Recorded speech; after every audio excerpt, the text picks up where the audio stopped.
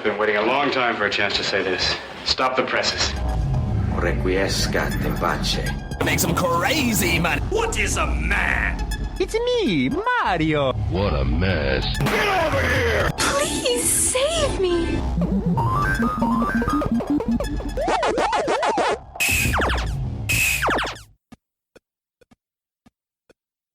The Famicom rules Japan. Bushnell leaves Chuck E. Cheese. And the Vectrex is put to rest. These stories and many more on this episode of the Video Game Newsroom Time Machine. Welcome back, everybody, to the Video Game Newsroom Time Machine, the show where we travel back in time to find out what was making headlines in the home computer and video game industries of yesteryear. I'm your host, Carl, and I'm joined again by everybody's favorite co-host, Alex. Happy to be here, Carl. Excellent. So, before we can turn on the time machine and head back 40 years to February of 1984, I believe it's time for some obligatory podcast banter. What have you been up to? Oh, I've been pretty busy just in my professional life, so I haven't had a chance for too much interesting, but we did just recently have the first volunteer meeting of the year for Dragon Con. We're about halfway there, about 6 months out. So I am starting to get excited much too early. Then that'll kind of ebb a little bit. And then I'll be useless for the month leading up to it. Like last year, the month of August, I was just a worthless human being contributing nothing to the planet. Sad but true. I may love Dragon Con, but you can appreciate that, Carl. I know. Oh, no, Dragon Con, I mean, we've talked about it many times before. It is a phenomenal event, and yes, without kind volunteers such as yourself, it would not be the amazing event that it is. For those who do not know, it's a yearly sci-fi fantasy convention in Atlanta, Georgia, and yeah, I'm sorry, but no, there's nothing that compares to it on this planet. It is basically just a 4-day party. 5 days now. It grows, and yes, oh wow! It's been it used to be that Thursday was the unofficial everyone comes in and gets settled day, but now Thursday is an official day of the con. Thursday is the new Friday, which makes Wednesday the new Thursday, and as one DC TV Bump says, pretty soon we'll be in a state of a closed loop once we back that all the way up to Monday. It's been described as nerd Mardi Gras, and I think that about says it. I mean, there are a few conventions that are a little bigger. There are conventions that get bigger celebrity guests or more big celebrity guests, because Dragon Con gets as big as anybody. They just tend to only get a couple of really big ones a year, but it's really got a different vibe than all of those others, because it really is just a giant 24/7 party for 5 days with you and 75,000 of your closest nerdy friends. All I can say is playing BattleTech at 3 o'clock in the morning is a beautiful, beautiful thing. Especially when you've got a whole bunch of drinks already in you. And that's the other key thing. The hotels are the convention hall, if you will. So, yes. Yeah, the party just goes on all The party day. Never stops. And if somebody offers you pie, they don't mean something with crust and a fruit filling.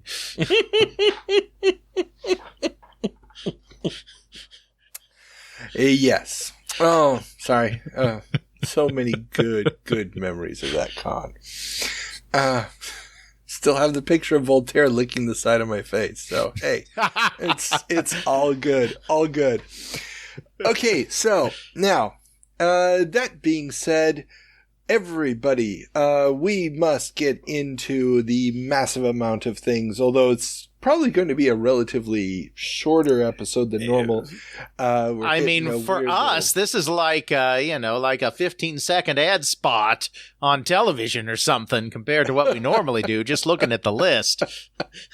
Well, there's some meat on this bone. Don't worry. I mean, it's not going to be a 4.5-hour episode, but I can see this being a 2.5-hour plus episode. So don't worry. 6 hours later. My Exactly. God, what have we done?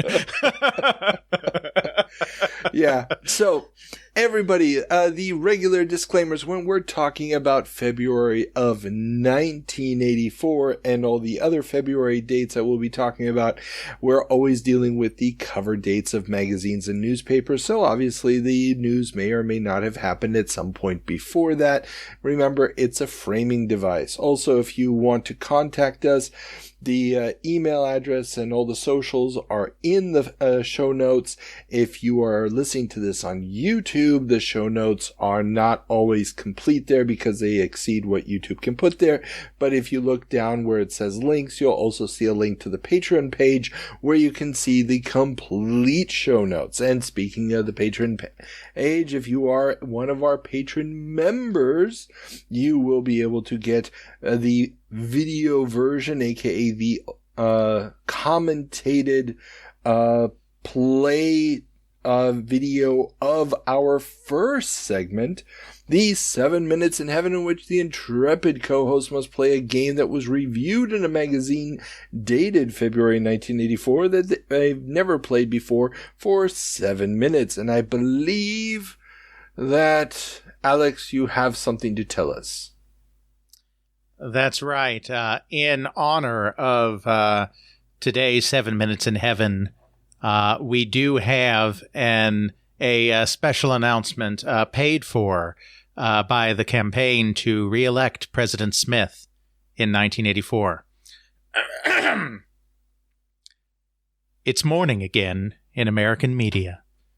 Today, more men and women will read a book than ever before in our country's history.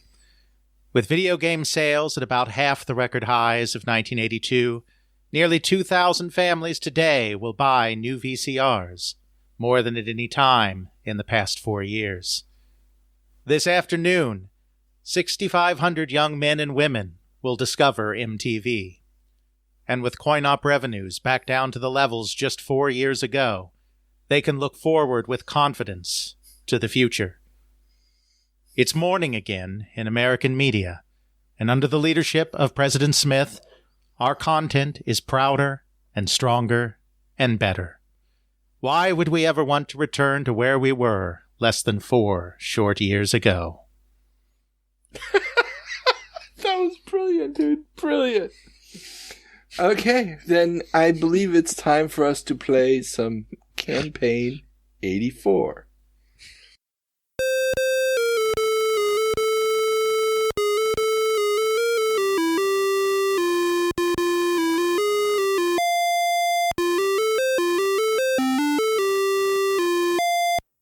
Welcome back, Alex, from your 7 Minutes in Heaven. So, based on your time with the game, how would you describe Campaign 84 to the uninitiated? Well, Carl, in a bit of an October surprise, Campaign 84 has very little to do with the actual process of running for president and is more about completing a series of arcade-style mini-games in order to score the top office. So those cameras running after you have no relationship to the life and times of one Walter Mondale? No, I would say not in this case. Obviously, I was not expecting to come in all seriousness to a real campaign simulator. I knew that there would be some level of abstraction. This is not a computer platform. This is not SSI. Putting out their presidential election simulator. This is for kids. Kids don't like real elections. No. So, yeah, unfortunately, one of the downsides of 7 Minutes in Heaven, of course, is that you go into it blind, which makes it absolutely hilarious for the viewer. But does mean that in certain games, something may be missed. So I didn't actually get to experience most of the mini games because I was unaware of how to activate them amongst the myriad buttons on a ColecoVision controller. So I got a very simplified version of the game. However, if just the general feel of that minigame is indicative of how all the minigames play, I can't say that it's particularly impressive. I mean, is it the worst ever? Yeah, probably not that either, but definitely was left asking Sunrise Software, where's the beef? Gotcha. And this game did actually get positive reviews when it came out, but I think that was probably more for the innovation of the idea, the idea of making a console game based on a theme like this. And I mean, it did have a bunch of funny little, funny, quote unquote, little jokes and puns and so forth throughout. But yeah, it's not quite spectacular entertainment as far as what I was able to see from your playthrough. Yes. So, would you recommend Campaign 84 to modern players? Well, seeing as I can't even recommend the outcome of the real Campaign 84 to players, I certainly cannot recommend this facsimile of it either. Okay. Well, maybe if you are looking for a campaign that's not quite as depressing as the one we're currently going through in the year 2024, this might give you some semblance of joy of politicians going around and shaking people's hands and talking about important issues. I said this in the Patreon exclusive, but it's worth repeating here for those foolish people who haven't signed up yet for the Patreons. I would consider it an improvement if the current election at the time of this recording, the Trump-Biden rematch, were played in a similar manner where the candidates had to win electoral votes by, let's say, completing double dare style physical challenges. I think that would elevate that campaign in a very real and tangible way. It probably wouldn't help the outcome any, but it would be more entertaining. And, there's something to be said for that. That is very true. There is something to be said for just watching two old men go at it in a ring. I mean, it's bum fights, but it's people who can afford suits. So, okay. Well, with that being said, let's check in with our good friend Ethan to find out what I got wrong in our January 1984 jump. Hello, this is a prepaid collect call from the Department of Corrections. This call is subject to recording and monitoring. To accept charges, press 1. You may start the conversation now. Welcome back, Ethan. So, before we get started with everything that I got wrong in our January of 1984 episode... Yes, we've leaped forward, Carl. Indeed. We have come to a new place, a new year, new set of years, as the case will be. New decades, all that stuff. But the Alex comment... Let us get away with it. Right as Carl was starting to get all nerdy in the middle of talking about Commodore, Alex, you cut him off. Good job. Thank you. I mean, that's what a co-host is for, to keep the play-by-play on track. Now, if only I could have done it during our recent special episode, but one cannot stop the Alex train while it's in motion. No. This is true. And this that is was true. Necessary context. And you are referring to our upcoming special episode on the coin-op crash. So that I am. Our upcoming 2-part episode. Yes. Oh, you got to give away the the content. Come on. It's called selling, Ethan. Selling. So yes, look forward to that in the future. Now we will discuss January 1974 and January 1984. And since it is literally 1984, Carl, come get your mandated food, sit down at the desk, and tell me about how much you love Big Brother. I have my little book of Newspeak right here. Mm-hmm. Good. And I do believe that the behavior improvement exercises may begin now. All right, this is not Room 101, though. There's where you're going next. Okay, January 1974. Alex mentioned about David All, that he was out of deck at this time, but I think he went straight from deck to creative computing, if I have that correctly. No, okay. He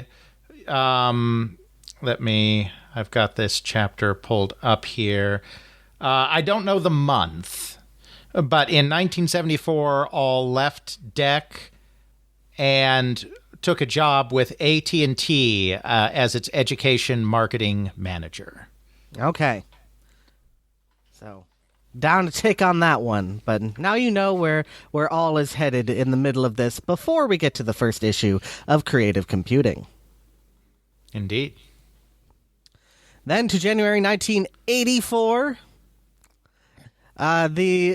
Carl was going on about, the Commodore story was at the center of this episode and everything, and he mentioned how there is some criticism about Commodore not being able to move forward with a quote-unquote new advanced product. But I think history has kind of borne out that at that point, because the computer price wars basically put an end to you can put out a new model, yearly, and you would still continue to reap in the success that you were having in previous years. It was good that they didn't split their business further. They did.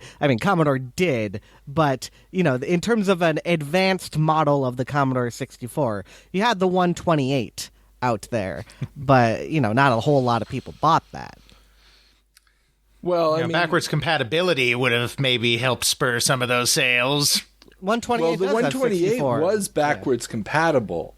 That wasn't the problem. The problem with the 128 was that nobody cared about running CP/M on it by 86. And I agree with you that more standard 8-bit models were a waste. The C116, the C16, the Commodore Plus 4, all of those were basically, dumb. But their major problem going forward, and there's actually a story we're going to be talking about today about this, was the fact that they had no new in-house chips going forward. And that's really the technology I meant.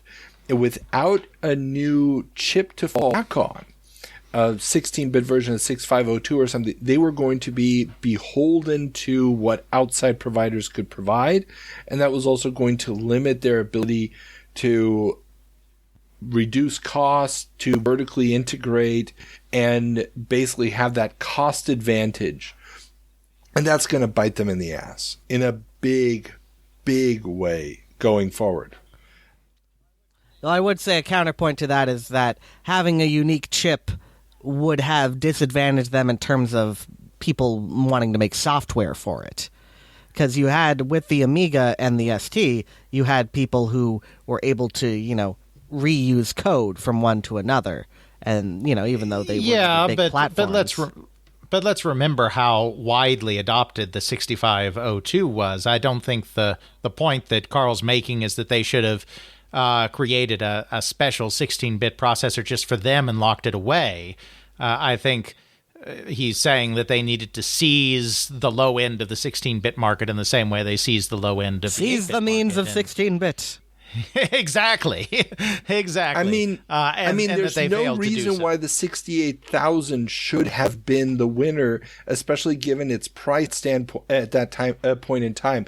Had they had a true internal developed 6502 follow-up in the 16-bit, they could have offered that thing so cheap the 68,000 would have never had a chance to grab a foothold.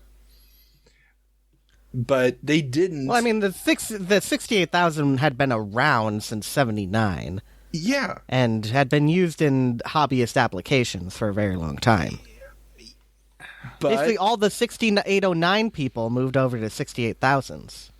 Yeah, but the 6809 wasn't really that widespread either for any real applications. I mean, if they could have done a 6502 extension, because yeah, because the 68,000 being a 1632-bit hybrid was doing more than it needed to. It had more capability than was needed for a lot of the applications it ended up going into, but it became the default in that era because both Zilog and MOS, its two main competitors here in the non-Intel space, fell flat on their faces in the 16-bit era and kind of ceded the field to them by default.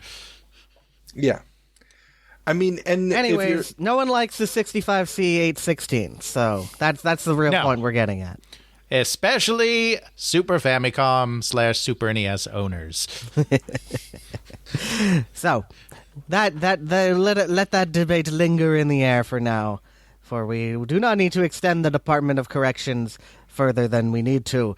And finally, for January 1984, you had said that Mech was around making software for the last 10 years or whatever. Technically, Mech wasn't really making software at their beginning, and it was a successor to a organization that had already been set up.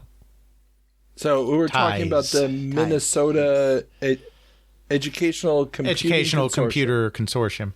Yeah. Computing. Yes. Yeah. Okay, so well, did they ever commission anything, or did they basically just get stuff from people? Pretty much people who were employees just made stuff. Ah, okay. They did solicit, but they didn't commission in the sense of, here's $500, go make a game for me or something. But they definitely asked their people. It's like, hey, if you have any cool software, feel free to share it with us. That's like how they got Oregon Trail. Yes, and Lemonade Stand. Gotcha. But that will be all for January 1984. Carl, report to room 101, and I'll see you on the other side. Ethan, as always, thank you for your service. Okay, bye. Our first stop today goes back 70 years to 1954. So let's turn on the time machine and imagine a wonderful soundscape with tunes that were popular in 54, whatever those were.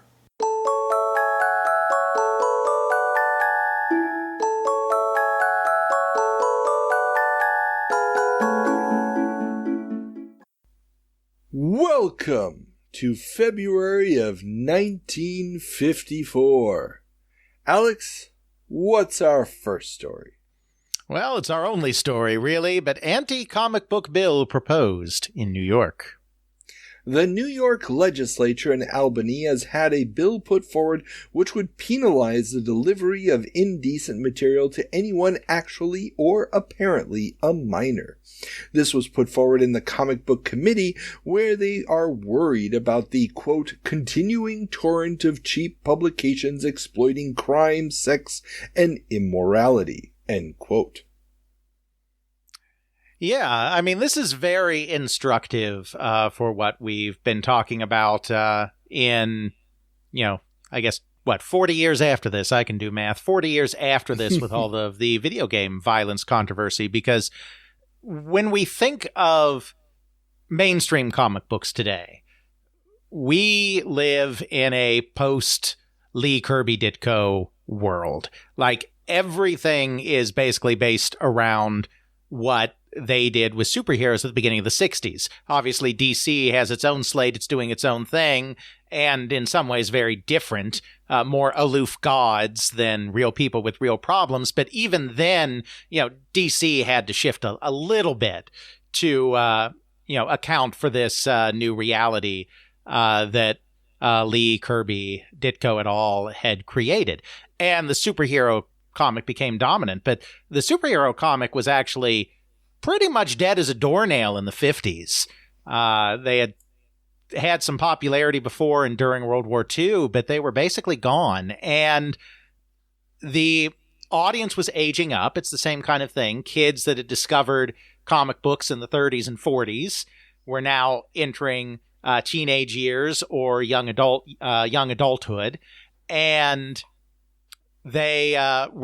comics were growing up with them. And so this period, also reflecting a lot of what was going on in kind of indie or underground cinema at this time, it's all about horror and noir and westerns and all of these genres. And the noir and horror comics in particular are becoming more and more graphic. By today's standards, fairly tame, but by 1950 standards, truly pretty shocking. I mean, I'm no prude. It doesn't bother me.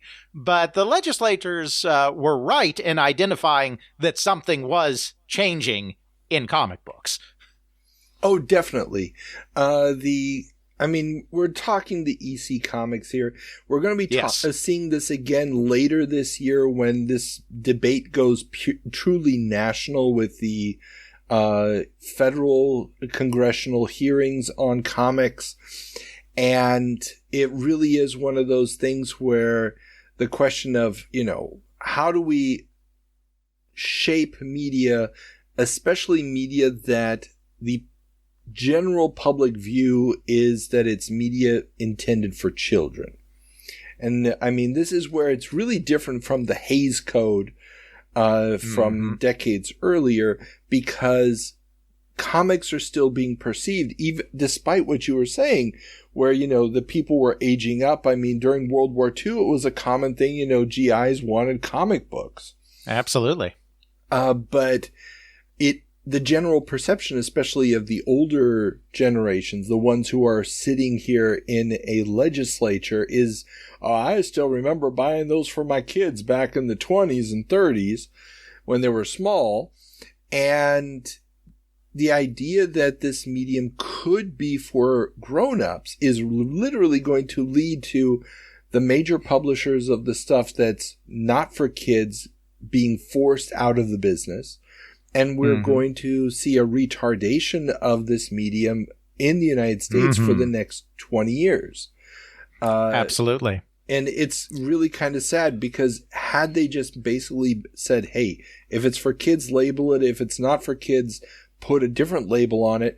We could have had a completely different comic book industry in the United States. It would not just be guys and girls in tights and capes. And it would be much more akin to what Europe has today as their comic scene. So. Absolutely. And this is the cautionary tale. All of those video game executives that were looking right in the face of congressional regulation in the early 1990s were certainly aware of what had happened here in the 50s, and were very keen to not see their art form destroyed in the same way. Obviously there are a lot of great comics and people grew up loving comics, but it even though what was there had meaning for many people, that could have been there and something more. And obviously the video games that had come along, the more kid-friendly, less violent ones, so to speak, like the Marios and the Sonics of the world, had and continue to have immense value. But the industry wanted to keep making that stuff, but also make more mature games, and that was very much under threat. So that's why it makes sense on the Time Machine here to kind of peek in periodically here on what went on in the comic book world in the 1950s, because those were the stakes, quite frankly, in the 1990s and 2000s. Exactly. Okay, so with that quick aside, let's turn on the Time Machine and head forward 10 years to February of 1964. No sound effect here, so, put in a popular song of 1964 of your choice. Just don't put a Beatles song in, because Apple will find out, and Apple will send you the cease and desist and demand for royalties. And it takes the fees to license a Beatles song are pretty immense. Do they control that library now? Well, I know. I don't know what all the legal arrangements are, but I mean, obviously, the song catalog has long since changed hands in many places. But I know a lot of the licensing, I'm pretty sure, still goes through Apple. Okay, I know that they finally worked it out so it could be on the store after the whole Apple Records, Apple Computer legal wrangling. I just didn't know if they now had access to it. And the worst part is the number one song in February 1964 was "I Want to Hold Your Hand." Exactly. I mean, I didn't know specifically it was that one, but that's why I made that Beatles reference. It is the most protected catalog in all of music history. And, we're already deep in the tangents, but we have so few headlines. If we're going to make this last 6 hours, we're going to need some tangents this time. That's why just about every time you see a Beatles song somewhere in popular media, it is a cover. Because whoever it is that arranges this stuff, they charge much less for a cover than they do for an original. Yeah. Okay, I see A Pretty Woman by Roy Orbison is also on the list here. So we could theoretically use that. Oh, well. Now, we're back in 64. Yes, General Precision shows off. Yes. Sorry. Well, again, Carl, it's not so much our first story as it is our only story, but General Precision shows off 47-inch disc. Popular Electronics has a pretty cool news bit about a new 47-inch, a quote, 47-inch shiny magnetic cobalt-covered computer memory disk, recently developed by General Precision. The disk can store 51 million bits of data, about 6.5 megs. And probably costs more than the entire apartment complex that I live in today. Probably. Now, the cool thing is that this was on a large spindle that could actually hold multiple disks. So I don't know how many megs total, because it really is just a tiny little blurb in the magazine, but it's pretty kick-ass. Yeah, everyone knows disk media is the future. And in this case, we're talking hard disk media. We're not talking like CDs. But disks in general, just because they have more surface area that you can etch stuff in, are definitely the future. But they're still trying to get there. Yeah. Plus, it's a lot easier to jump around and get to the different tracks than if you have to go through a tape, for example. Yes. So it is random access. Random access, baby. Okay, so that was 1964. Now let's get to the real meat where the video games are. Let's move forward to 1974. 1974. You'll talk to the computer. After the eyes flash.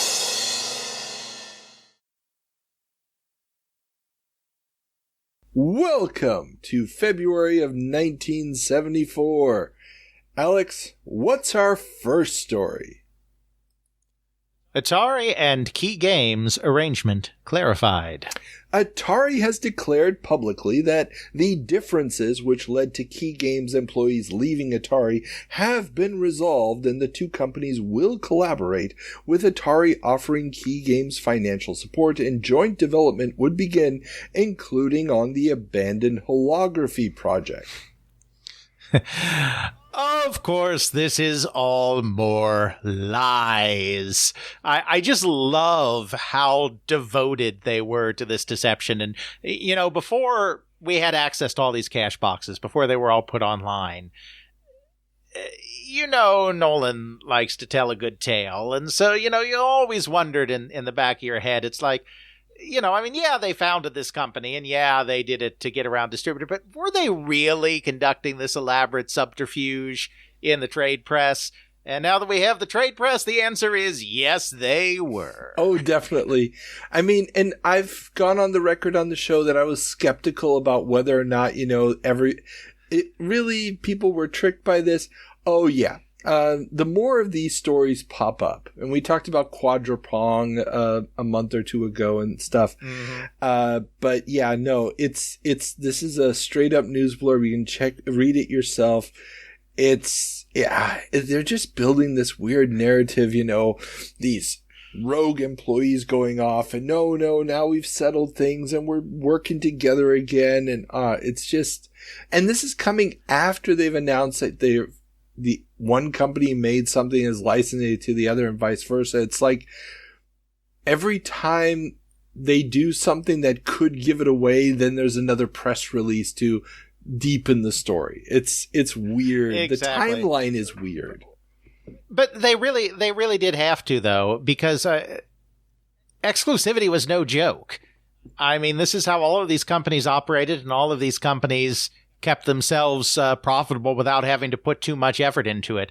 I mean, now they're going to have to go out and figure out which companies have the best machines instead of just like looking at their benefactor and seeing what's on the line and say, I'll take two of those. Thank you. I mean, they don't want this to end. And so I am sure that the danger was real. I'm sure if the majority of the business had caught on to it, that there would have been repercussions. I mean, Atari had such popular games, which of course is why it's eventually not going to matter anymore. Nobody cares. That it's not like Atari would have gone out of business or anything, but I think they would have had some tough times with some of their customers if the full extent of their attempts to bypass exclusivity were known by the industry. Oh, definitely. I think, and we'll talk more about distributors and whatnot at this point in time in a couple of stories.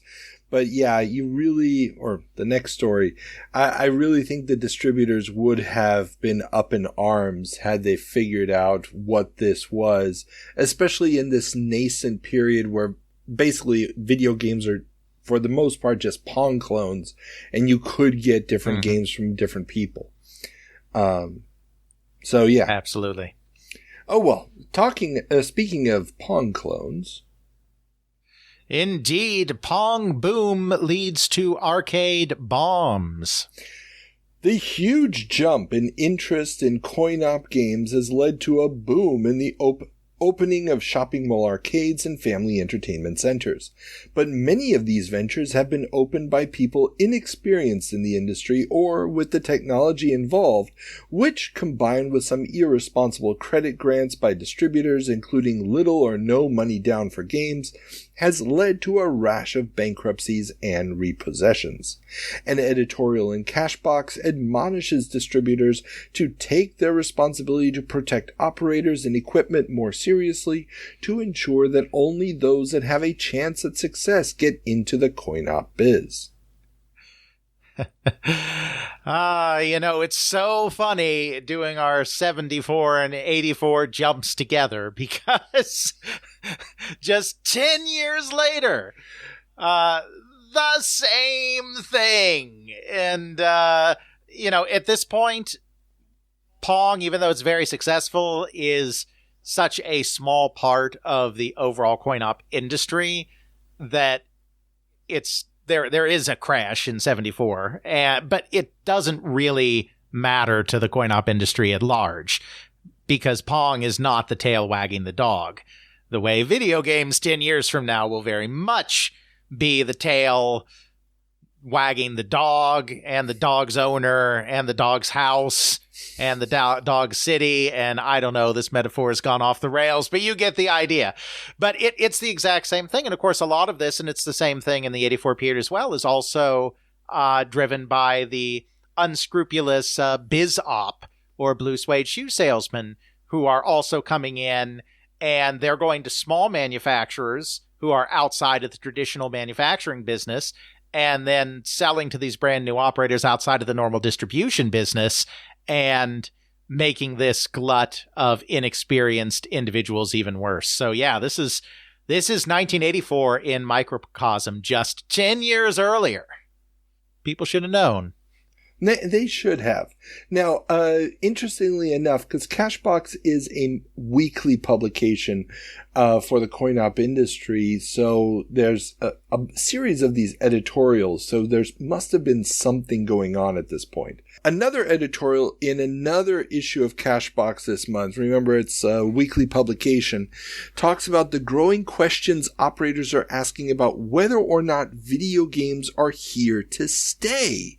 The editorial tells operators to not worry about the longevity of this new type of machine. Just earn as much as you can now.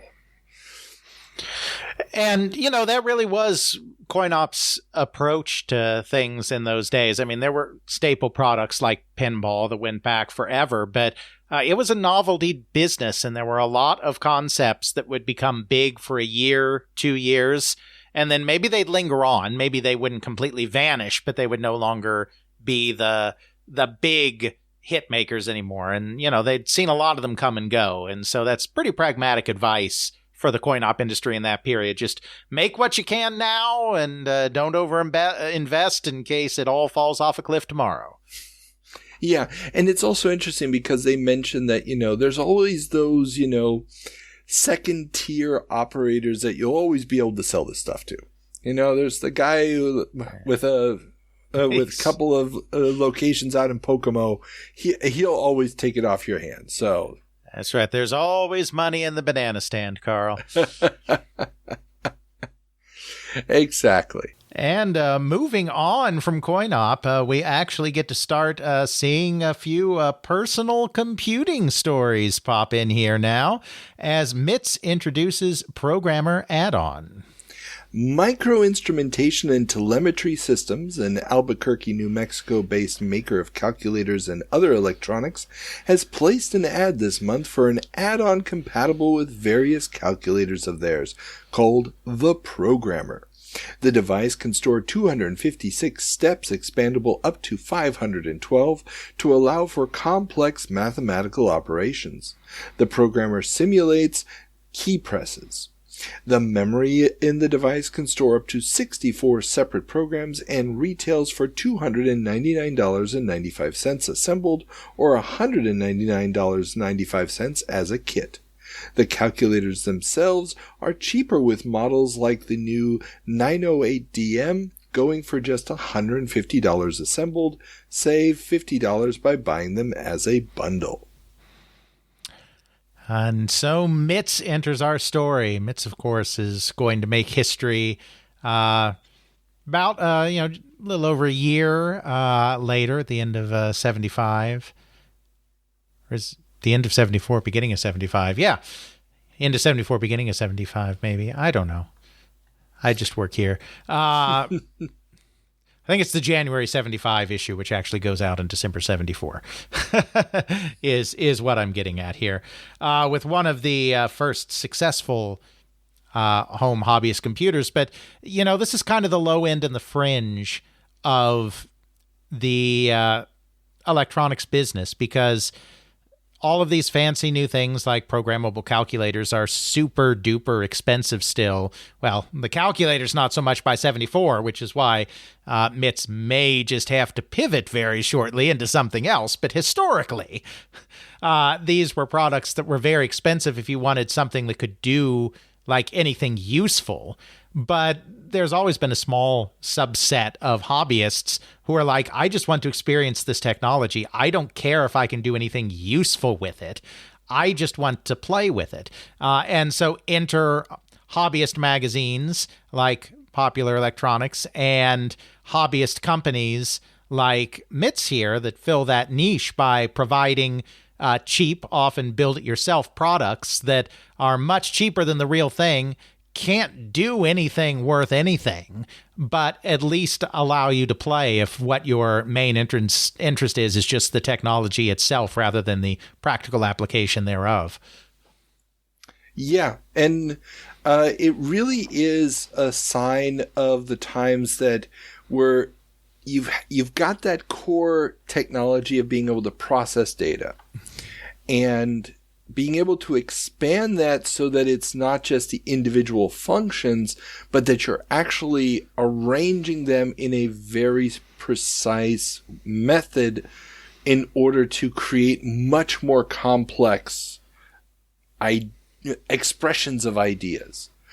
And the fact that they're already calling it the programmer, I mean, they're clearly trying to put the mantle of computer on this product. And it's it's in the air at this time. Time sharing has become widespread enough within tech communities, not with the general public, but within tech communities, that there is a huge appetite for programming. These individuals that were primarily just involved in building hardware in the past, things like ham radios or televisions even and stuff like that, they're still interested in building the hardware, but they've also heard about this wondrous new thing called software, both through time sharing becoming more widespread and through the first programmable scientific calculators coming out from companies like Hewlett-Packard and Texas Instruments. So this is a real paradigm shift in the hobbyist community, and the beginning of an embracing of software as an important adjunct to this hobbyist electronics community. And that obviously is going to drive the early computer game business in a very tangible and real way. It's that's all. Yeah. That's true.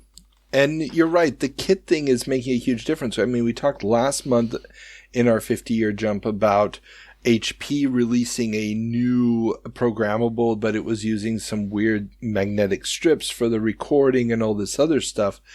This kit seems to be far more, how can I say it, more practical, for lack of better terms. And that, again, is just a sign of how cheap some of this calculator hardware is becoming now that the calculator wars have really heated up. I mean, that a hobbyist product can offer something slightly more practical like this is definitely a sign of that. Though, of course, the fact that the prices are coming down so much that you almost don't need a hobbyist source for calculators anymore. You can just get your calculator for your hobby and have it be the same powerful calculator that the pros have on their desk, so to speak, the science pros, is part of the reason why we're going to very quickly see a pivot away from calculators in the hobbyist market into, say, computing. And, those keyboards are going to be great. Yeah. I mean, keyboards... To quote the four Yorkshiremen skit of Monty Python, keyboards, you were lucky.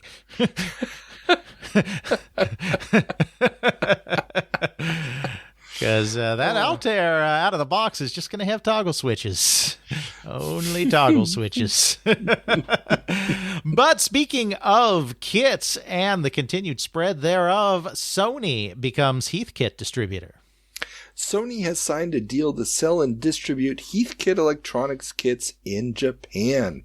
This is the first major third-party agreement for Heathkit, which distributes its products itself in North America and Europe. Heathkit had kit revenue of $66 million last year. Yeah, I mean, Heathkit is at this time the kit company. I mean, companies like MITS are very fringe.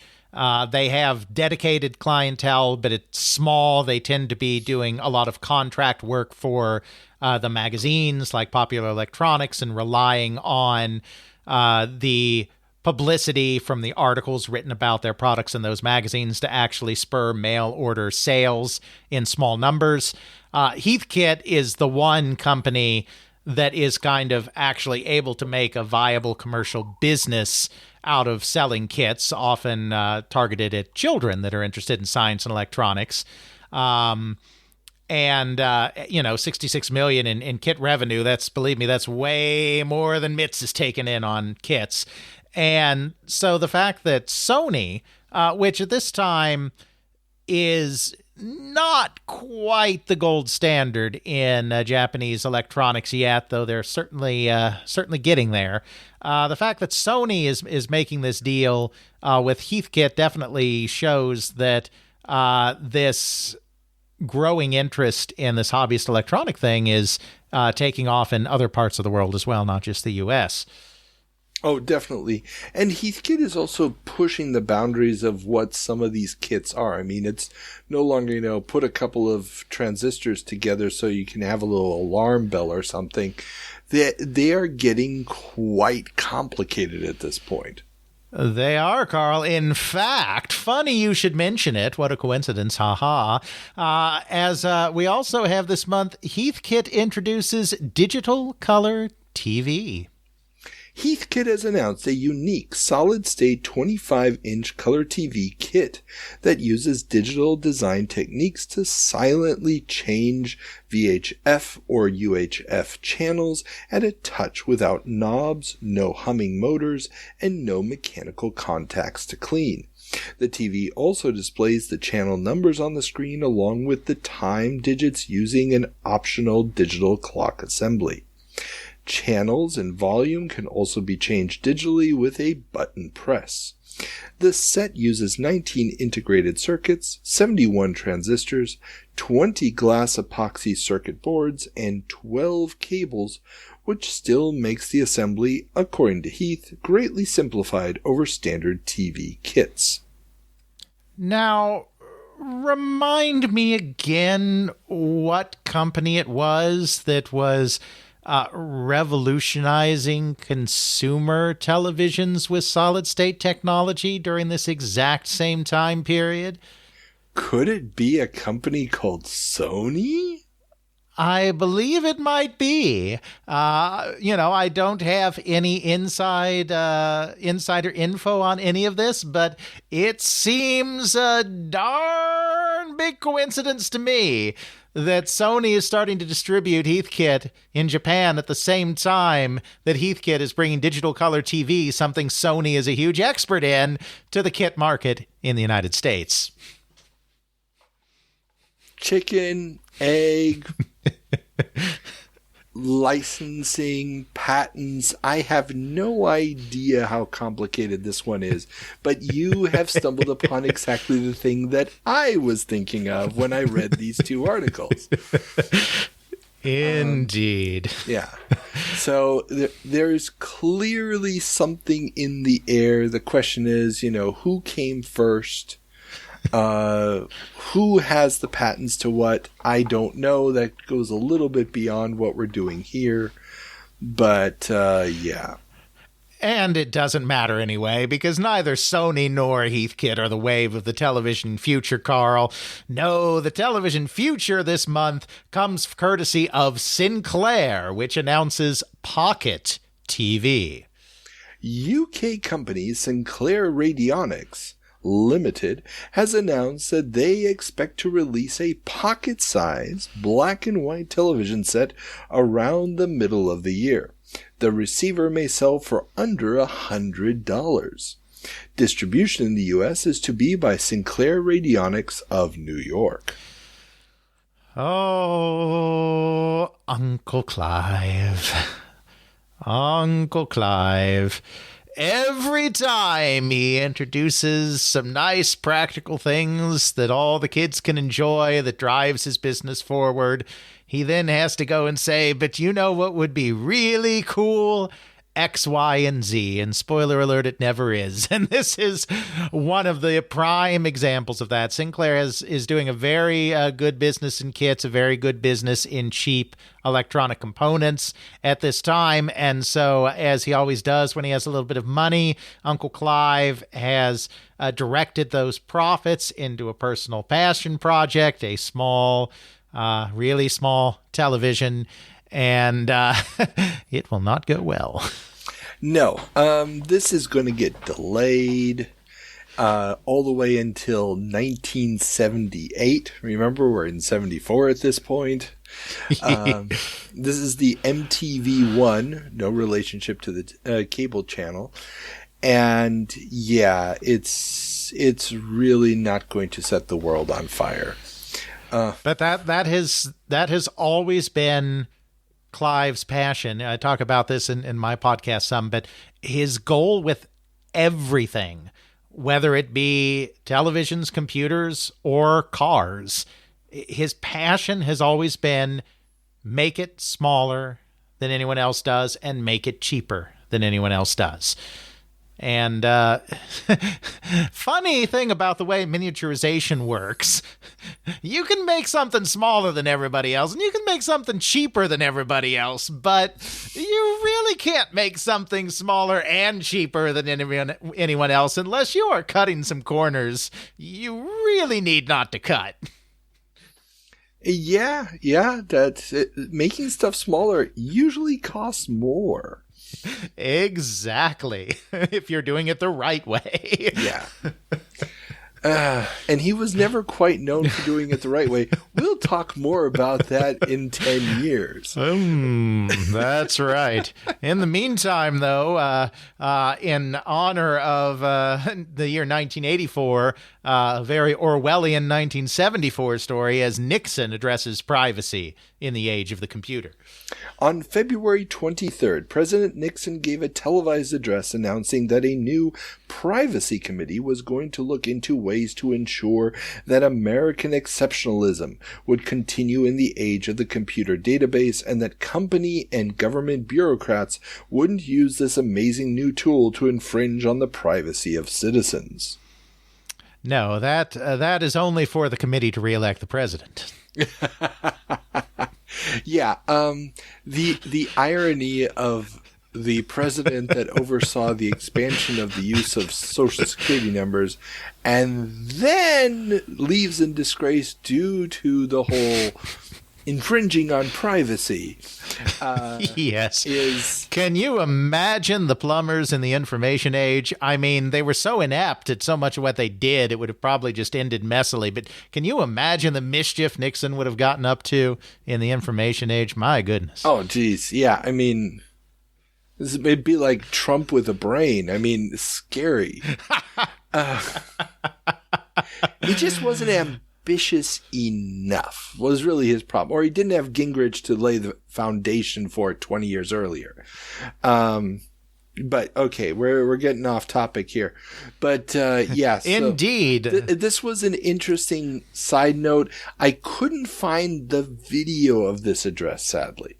I found a bunch of addresses of his on YouTube. I found the transcript of this address, but I couldn't find the video of it, unfortunately. I really wanted to link to that. So if any of our listeners know of a good source for that, please send it to me. I'd love to add it to the show notes. Indeed. But yes, we will return where we started, end where we started, I should say, in 1974, back at the arcade as LA Flipper ban upheld on appeal. The city of Los Angeles has managed to get a lower court decision overturning their ban on flipper pinball overturned in a 2-1 decision. Operators will fight back, though, and appeal the decision, while the machines that the original decision made legal continue to operate. Simultaneously, the police of the city have also pushed for a ban on kids under 16 entering arcades without parental supervision, which is also being fought. Yeah, now I've always found this interesting, but not interesting enough to actually do the research on, which is terrible because this is, spoiler alert, the Supreme Court is going to uphold the repeal of the ban in a little bit, but this is the one major city and state, because these are state court actions, so they apply to the entire state of California. But this is the one state where the legality of pinball, or at least the only high-profile one, where the legality of pinball was determined in the courts instead of by going to the city administration, to the city council or whatever. You know, when Chicago and New York finally legalized pinball, it's through legislative and executive action from their city councils and mayors, and not through the courts. And in fact, after this case was successful, the New York operators tried a court case first, patterned on the LA case before that was and then that was unsuccessful, and so they went the city council route. But I don't know what actually the legal argument was that these bans were not allowed. I mean, I know it's California, and, even in 74, I mean, California used to be really conservative in the 60s, like the establishment did. Obviously, the hippies were in San Francisco. I think by the 70s, California's a lot more liberal. So, I mean, I can see where the answer may just be, well, California's just different that way. But I mean, historically, there are broad powers to regulate the types of businesses that can operate within a city limits. So I don't know what the legal argument was that they were successful with. I just know that obviously they had one. Yeah, and unfortunately the articles that I found on this did not clarify what the grounds were for the decision in the appeal or in the original decision. I know some of these decisions are built around the question of whether or not pinball is a game of chance, whether or not there was a justifiable protection for certain elements of the community. I mean, at this point in time, you could probably still get by with a lot of judges with a simple argument of, if the teenagers are hanging out there, it's a bad idea. We got trouble. It's a malt shop. Right here in River City. Exactly. But yeah, unfortunately, I don't have any additional information because it wasn't in these articles. Maybe it'll pop up again, but... Yeah, because like I said, I mean, this is the only major municipality where this was decided by the courts instead of by the legislature. I mean, yeah, we have the Supreme Court case way later about restricting minors' access to arcades, the Space Invaders case, but that isn't about whether the government has a right to regulate the type of businesses that exist within their community, which the Supreme Court would presumably say in most cases, if there wasn't a First Amendment issue, would say it's the police power. We're not going to tell them what they can do because the states have that power. That case was about, accepting the fact that arcades exist. Is it a First Amendment violation to keep kids out? But, I don't think there's another case where the courts decide, can you ban this game in your communities? Because in general, I mean, Mansfield or whatever it is had a ban on video game arcades for like 40 years. And no courts got upset about that. So I just find it interesting that a court decided that the local government in Los Angeles had gone too far in outlawing pinball. Yeah. Now, I just looked up the original ban from 1939, and the foundation of the ban was on the grounds that the machines are used for petty gambling, so widespread that the police are totally insufficient in number to enforce the law. So that's the ban from 39. So that gets overturned in 74. These things are always banned on gambling grounds, but I'm curious why a court's intervening here instead of saying that it's a problem for the city council, it's a problem for the legislative body to fix it. If it's incorrect that these are being used for gambling, then present your evidence to the city council and let the city council figure it out. I mean, courts tend not to like legislating unless they're led by Earl Warren. It was passed by a public proposition. Oh, okay. 161,000 votes to 113,000 votes. Gotcha. I guess that vaguely rings a bell now that you say that. Yeah. So maybe that's the reason why, since it wasn't actually by city ordinance, but was by... That may be the reason why. Because, of course, in both Chicago and New York, as two prominent examples, it was by ordinance that these things were banned. I mean, they were originally looked upon suspiciously because they were gambling devices, but then, there were actually specific ordinances specifically banning them. So, yeah, that's probably the reason why. They probably decided that there was some defect in the proposition that meant that it should have never been adopted in the first place, probably. Yeah, probably something along those lines. The only line I see here from the Los Angeles Times from a 2018 retrospective is that the California Supreme Court ruled the ordinance invalid. Mm-hmm. So, yeah, it's probably just on its face, and what the grounds were is another issue entirely. It could have been First Amendment by that point. It could have been something else, but let's just say now we know it was the public screaming for protection of the children, and the Supreme Court then 35 years later saying no. Children do not need nor deserve our protection. Overruled. That's what happens when you let them godless liberals run everything, Carl. Exactly. It's those terrible, terrible people. Next thing you know, they're going to tell us that we can eat meat on Fridays. No! Okay. All right. Now that we have, editorialized way too much, I think we better leave the 70s before the natives come at us with the torches and the pitchforks. Amen to that. So let's turn on the time machine and head forward. Or back, depending on whether or not you stopped listening and are jumping back in at this point, to February of 1984. Worldwide electronic violence. 1984. Company collapsed. An awful lot of product that was inferior.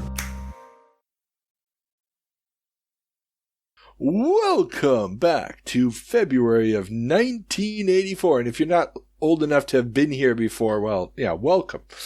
So, Alex, what's our first story? Bally-Williams merger called off. Negotiations between Williams and Bally for the sale of Williams to Bally have ended in an impasse. It seems the price was an issue, as were potential antitrust concerns.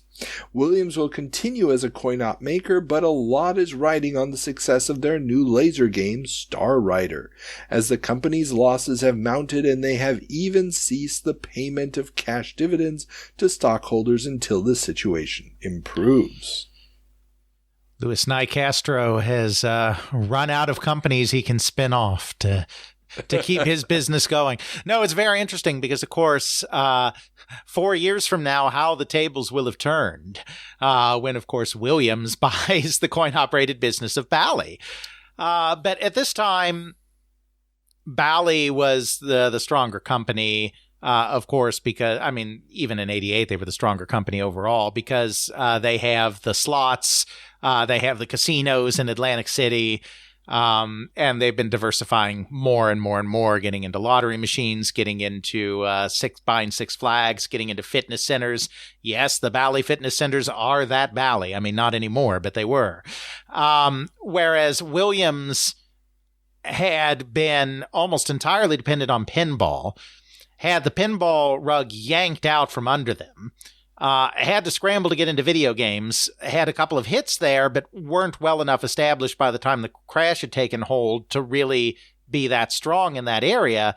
And so they're caught in a real hard place here. What's going to end up happening is that pinball is going to have a new lease on life as video falls away, and Williams, which still has all of its pinball talent that it used to rocket to the top in the late 70s, is going to capitalize on that and have a succession of massively successful pinball machines that'll allow the company to stay afloat while Bally, while they're doing mostly just fine in the 80s, have been diversifying more and more, so much that they don't really care about their coin-op lineage anymore, which is why in 4 years we're going to have a complete reversal of the situation that we have here in 1984. And I don't have this in the notes, but Bally's annual numbers, because Bally's fiscal year ends December 31st, they've reported their numbers, and while they were profitable for the year, the fourth quarter actually had a fairly significant loss. And it's all because of the softness in the coin-op business and the amusement business. Their other businesses seem to be doing okay. And that may have also played a factor in all of this. You know, why buy another coin-op machine maker if your own coin-op games aren't doing all that well? And curiously enough, this also comes as a patent infringement suit over solid-state pinball tech that was developed for Bally by engineers Dave Nutting and Jeff Fredrickson is actually running against Williams. So Indeed. And if you're interested in that case, our very own Department of Corrections, Ethan Johnson, pulled all the files from that case from the NARA facility in Chicago, and those are available on the Internet Archive. Government records are public domain, so once we get the scans, they cannot stop us. This is true. So I'll put a link to that in the show notes. Okay, so we've got Bally and on a similar note, continuing with the Bally news, Bally Midway canceled game leasing plans. Bally had floated the idea of leasing its Laserdisc-based NFL game to operators until independent distributors started to complain. To distribution, the cause of and solution to all of CoinOp's problems. Yeah. So just to clarify here for listeners, normally a manufacturer makes a game, sells it to a distributor, and a distributor then sells it to an operator who will put it in a bar or an arcade. Now, we've talked a lot recently about how bad the business has gotten, how expensive the Laserdisc games are, and so Bally seems to have floated the idea of not selling the games, but simply leasing these games to operators who weren't going to be forking over $3,000 to $4,000 for this game. A game that was probably also very expensive because of licensing rights. So, but the distributors, the independent distributors, not Bally's own, apparently balked at this because they were probably not going to get the cut that they wanted from the deal. Yeah. So, but it's interesting to see that this was something that they were thinking about, and they've had to put out a press release announcing that they've abandoned the plan. And they do say in their press release, you know, we thought it was a valid concept. We thought it was a sound idea, but we need to make sure that everybody's on the same page. AK, we want them to carry our next machine too. Exactly. I mean, distributors have the most to lose in this changing marketplace. Everyone has realized that video games are too expensive, that they wear out too fast in terms of popularity, not in terms of electronics.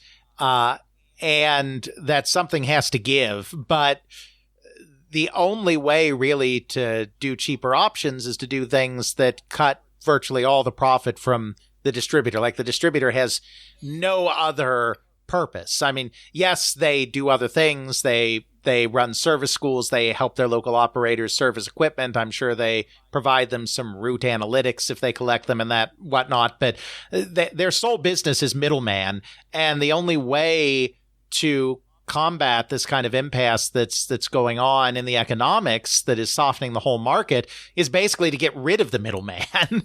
And the middleman doesn't want to be gotten rid of. And the middleman is still needed just enough that you can't just unilaterally get rid of him. And so that's kind of why we're stuck with everyone rearranging the deck chairs on the Titanic, essentially, when it comes to reforming the business in this time period.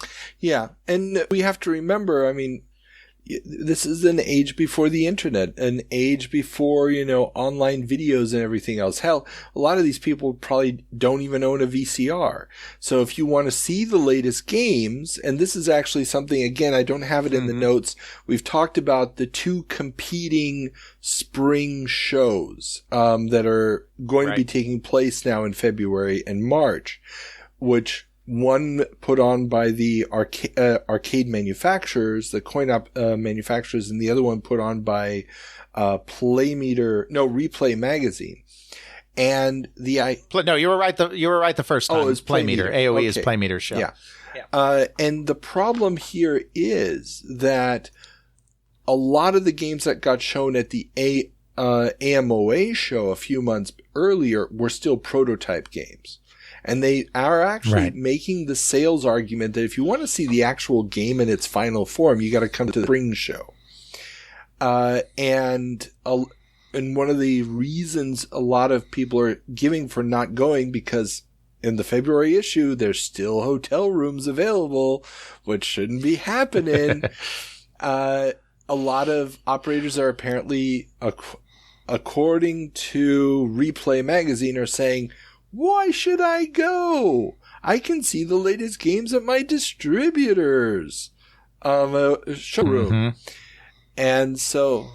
Yeah, and because not only could with those games be available in the showroom, but the bigger distributors, they would hold open houses that were basically essentially miniature trade shows. In the sense that they get all the new machines they've gotten from the manufacturers out and line them up and invite everybody over and demo them for them. So yeah, the distributor does play a big role in that. Selling in terms of marketing as opposed to taking money for goods and services, selling those new machines to the operator base. Oh, definitely. And they also, like we were just talking about in 74, and we've talked about several times in our 80s jumps, they are also providing loans, basically. They're selling it to the operators on credit in a way that the manufacturers, which are usually publicly traded companies, would never be able to get away with. Absolutely. But of course, we'll have more on that in our very special series of episodes that will be coming up in the near future, covering the entire coin-op press. Coin-op press? Coin-op crash. I may not have gotten enough sleep last night. Meanwhile, the doom and gloom continues as Nintendo predicts profit drop. Nintendo has predicted that its profits for the current fiscal year, which will end in August, will drop by 10% year over year due to a drop in its lucrative export business. Sales for the first half of the year, ending in February, are expected to be down 20% and its pre-tax profit down 30%. And remember, this is at the time where Family Computer Fever is starting to take over in Japan. Now, they did have a bit of a... Well, I say that because they did have a bit of a hiccup at the end of 83, which is part of the fiscal year being covered here, when they had a defect that they had to correct. It in the long term, it didn't hurt them, but it meant that they could have sold so much more in the holiday season if they hadn't had to do that recall. So part of the drop being more than you would expect is because even though the Family Computer is a bona fide hit, it didn't sell in the numbers that it should have due to the hardware issue. But the major part of this is just showing that, oh yeah, maybe the coin-op business in North America ain't doing so hot anymore. Oh yeah, I mean... And we will talk a lot more about those Famicom numbers when we get to our console news. But yeah, this is really a sign of just how bad the drop is in the North American coin-op biz. It is devastating. Absolutely. And, even for the Japanese companies at this point, I won't belabor this because we also talk about this in our very special episode. Even for the Japanese coin-op companies at this period, America was the big moneymaker because they had their Space Invaders boom, and their Space Invaders boom was beyond anything you could imagine in any other part of the world. But they didn't have Pac-Man fever. They never had anything quite as big as the Space Invaders boom again. And so those exports to particularly North America, because Europe never had Pac-Man fever either. They topped out at Space Invaders as well. That North American market has become the big saving grace for a lot of the smaller Japanese coin-op companies that haven't necessarily built up as big a domestic following. So the American market crashing is not just a concern for the Ballys and Williamses of the world. It is also very much a concern for the Japanese companies like Nintendo as well. And there's an interesting article in one of this month's popular computing weeklies. That's a British weekly newspaper type of magazine about the computer industry. And they actually had a really great interview with the owner of a arcade chain in the UK. And he was talking about how at the height of the video game boom, he was 50-50 for amusement games, aka video games, and 50% fruit machines, the gambling game. Right. Yes. And at this point, at the beginning of 84, he's down to 10% novelty games, as he calls them, and 90% fruit machines again. He said, there's no business. When he looks at the computer games, he's like, they don't look that much different from what I've got in the arcades. They don't earn long enough. I mean, fruit machine is a fruit machine is a fruit machine. And Laserdisc was just so astronomically expensive, there was no way to justify the cost. Absolutely. So they have the alternative of going back to gambling. Oh, and there's another thing we should mention here, which got talked about in all the press, and I kind of left it out because it was only tangential to this.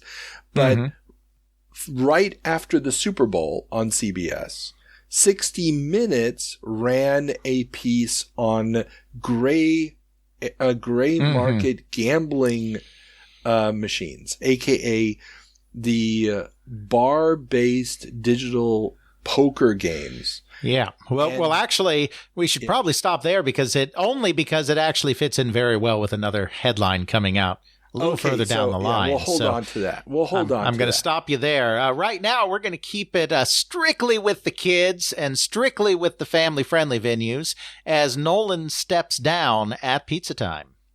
Chuck E. Cheese Supremo Nolan Bushnell has stepped down as chairman and CEO of the beleaguered restaurant/arcade chain. Joe Keenan, who left the company last September, will return as chairman, while CFO Randall Pike will assume the position of president and CEO. Bushnell will remain at Sentei Technologies, the company's coin-op game-making unit. Bushnell said, quote, I have turned over control to Joe Keenan and Randall Pike in the belief that challenges facing Pizza Time call for new leadership, end quote. Those challenges include their upcoming annual report that will show a third consecutive multi-million-dollar loss and a class action suit by investors over misleading statements that portrayed the company as a thriving enterprise for 2 years. The once $32.50 stock has dropped to $4.50 on February 1st. You know, I've said this occasionally on my podcast, but it's always interesting when a CEO steps down at a company to see what the job title was of the person replacing them, because that says a whole lot about where a company is. And whenever you replace a chairman and CEO, especially a founding CEO, with the chief financial officer, that means time to head for the hills. The money is gone. Oh, yes. Every time. Every time. Because that means we are looking at how to either just barely avoid bankruptcy or how to take our company through bankruptcy, and we want the financial expert in the prime decision-making position during that process. Whenever the CFO is the new guy, run. Yeah. And this is really, I mean, if you want more on this, check out my interview with Owen Rowley, who was at Chuck E. Cheese all the way through this. He makes some very funny jokes about the fact that he didn't get time to cash in his Chucky bucks. And so, yes, you are very correct. Yeah. Your observation about the CFO becoming the CEO, that's very... And, and Keenan is just the face here because Keenan is a proven track record kind of guy. I mean, everyone always kind of knew that he was the one that really made the trains run on time at Atari rather than Nolan. And in fact, he was initially brought into Chuck E. Cheese because they were about to go public and they needed a reassuring adult in the room for the shareholders. So this, again, bringing him back as chairman, which is usually a pretty ceremonial role. There are exceptions, but I imagine in this case it was pretty ceremonial, is just a way of saying, but don't worry, because you remember all those great guys we had before? They're still here. So you can trust us.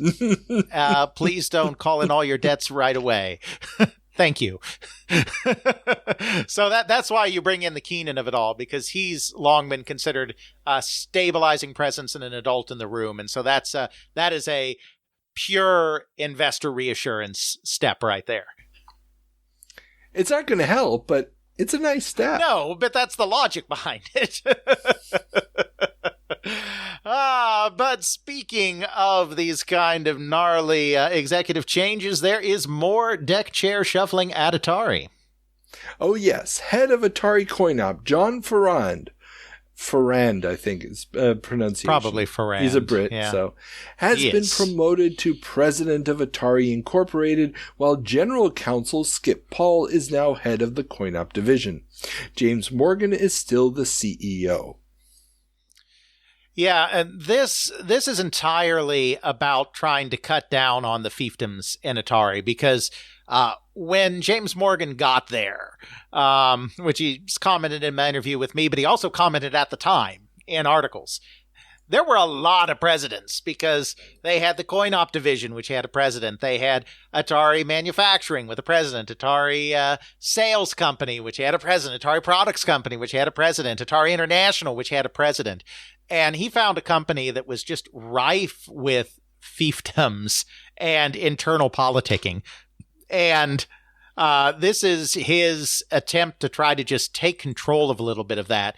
John Farrand is probably fair to say considered I don't know if he's necessarily considered the most competent of this lot of managers, but certainly he's been one of the most successful. Coin-Op has moved from strength to strength largely. I mean, they're feeling the effects of the arcade downturn just like everybody else, but considering the environment they're in, John Farrand has a reputation of having done a pretty good job of guiding them through that. So of all of these presidents, he's also...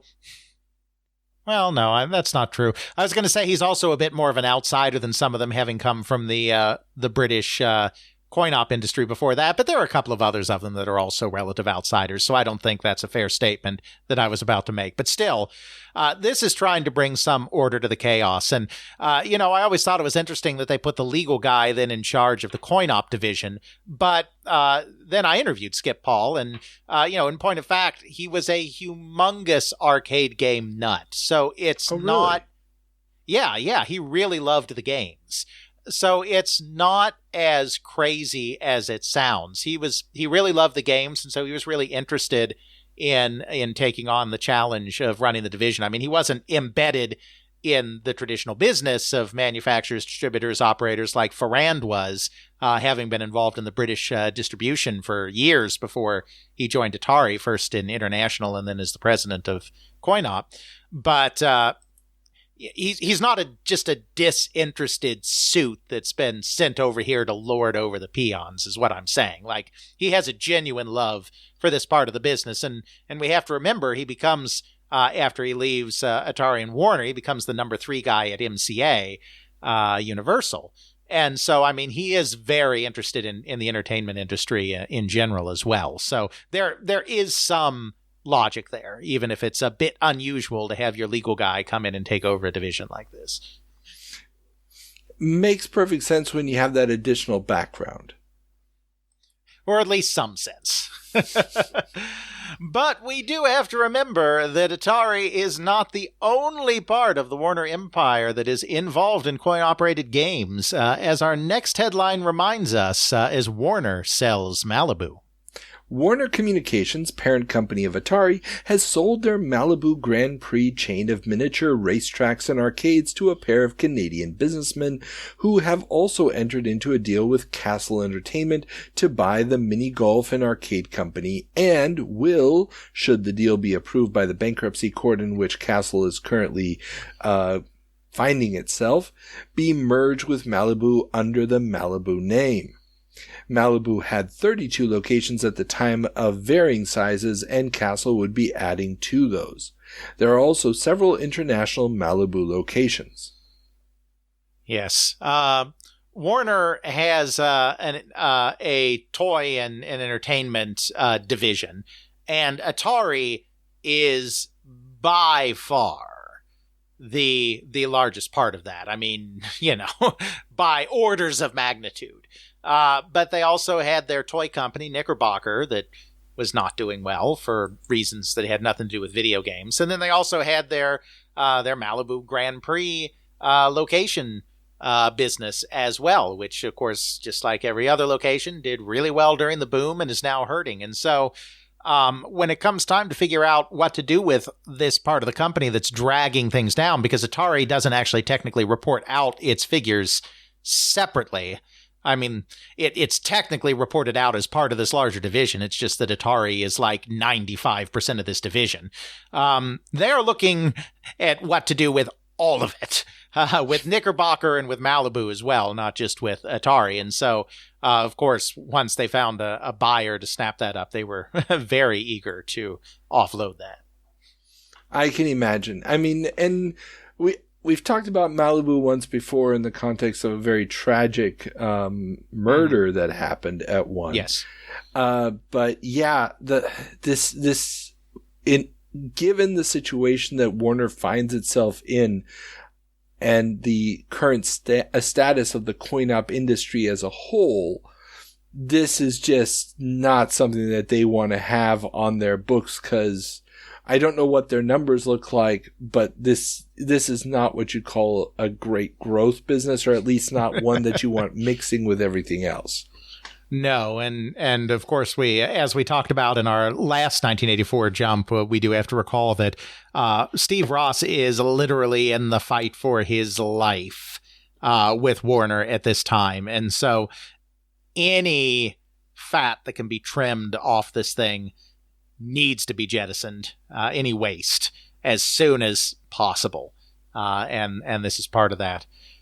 But of course, not everybody has a corporate parent that can sell them off when times are bad. Some companies just have to cease to be. And we're going to have a couple of examples coming up of companies on the verge of ceasing to be, starting with Simutrek files for Chapter 11.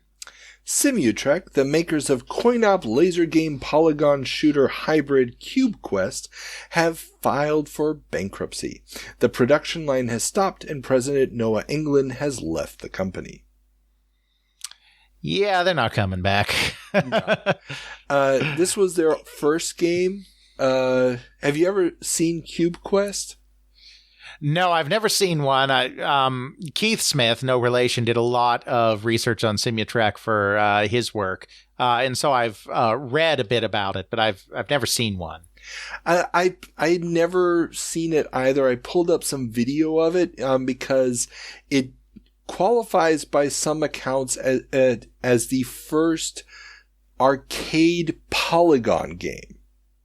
Mm-hmm. And it plays very similar, let's say, to a Space Harrier or a Tempest, where you're flying into the screen and stuff is coming at you, usually in a tube-like pattern. And it just does not look like it's going to play well. The frame rate's absolutely atrocious, and it's got these very distracting CGI streamed backgrounds. It was what they were calling wallpaper games. And the worst of all, it has that horrible effect of your ship's engine is the entire back side of the ship, and it's a diamond shape, and it's constantly flashing yellow and red to basically be boosters, and it's just annoying as hell. As the first Polygon game in the arcade, it's interesting, but yeah, it was not a good game. And it took them down, unfortunately. Yeah. And speaking of companies taken down, CVS, not the drugstore, declares bankruptcy. Yeah, I couldn't help myself. I could have just said Century, but that was easier. So, British coin-op game maker Convertible Video Systems, and I think that's the U.S. name, or one of the subsidiaries or something. In the UK, they're just reporting it as Century Electronics. This is the maker of the hit game Hunchback, has declared bankruptcy. The U.S. affiliate is unaffected and is still selling Hunchback conversion kits for Donkey Kong and Donkey Kong Jr. cabs for $250 each. Yeah, Century is an interesting story in a way. I mean, we won't go into depth, but the British market had kind of been destroyed by kits already. Europe got a lot of secondhand material, basically. After the Space Invaders boom was kind of flaming out in Japan, and there was a lot of reselling of Japanese games into that market. So they already had secondhand kind of beat up cabinets, and they went to parallel importing and kitting out very quickly. So Century was a company that recognized that this kind of gray market kit bashing was already occurring in the market. And so they were like, well, why don't we create an actual system around doing this instead? And, and the British were like, that's nice. We'll just continue to do what we've always been doing, which is, pirate cool games instead of, paying for your little Hunchback. Sorry, Hunchback fans, but I said it. And so it wasn't really that viable there. And of course, now the American market is in the downturn, and they're trying to sell themselves as the part of the solution to the downturn because they have a convertible system. But nobody wants the good games anymore in the U.S. So why are they going to want the Century games? Sorry, Century stands. Yeah, it's true, and I mean it's kind of weird because Hunchback will live on. I mean, Ocean has just released their port of the game for the Spectrum and the Commodore 64. They're going to do their own sequel to it and a few other games coming off of that. But yeah, this is the end of UK video game manufacturing. Yeah. I mean, there was Century and there was Xylec, and there were a couple smaller ones like TRW and whatnot. But there was kind of a cottage industry just getting going. But as we said before, or as I said before, there was no Pac-Man fever. Like the Space Invaders boom, which hit there a little later than did in Japan, was basically the thing. And by 1981, the industry was already in decline, and so that small cottage industry of companies like Xylec and Century were really also dependent on North America for any chance of real success. And that door has just been slammed very rudely shut in their face as the entire arcade video game business in the United States decides it is no longer open for any business whatsoever. Which is why in the most stunningly easy analyst projection to make ever in history, Goldman Sachs sees arcade decline continuing. Richard P. Simon, an analyst at Goldman Sachs, has released a report on the state of the coin-op video game business, and it is not pretty. Since 1981, sales of games have dropped from 487,000 to just 170,000 in 1983, not counting conversion kits, which would boost the number to 230,000.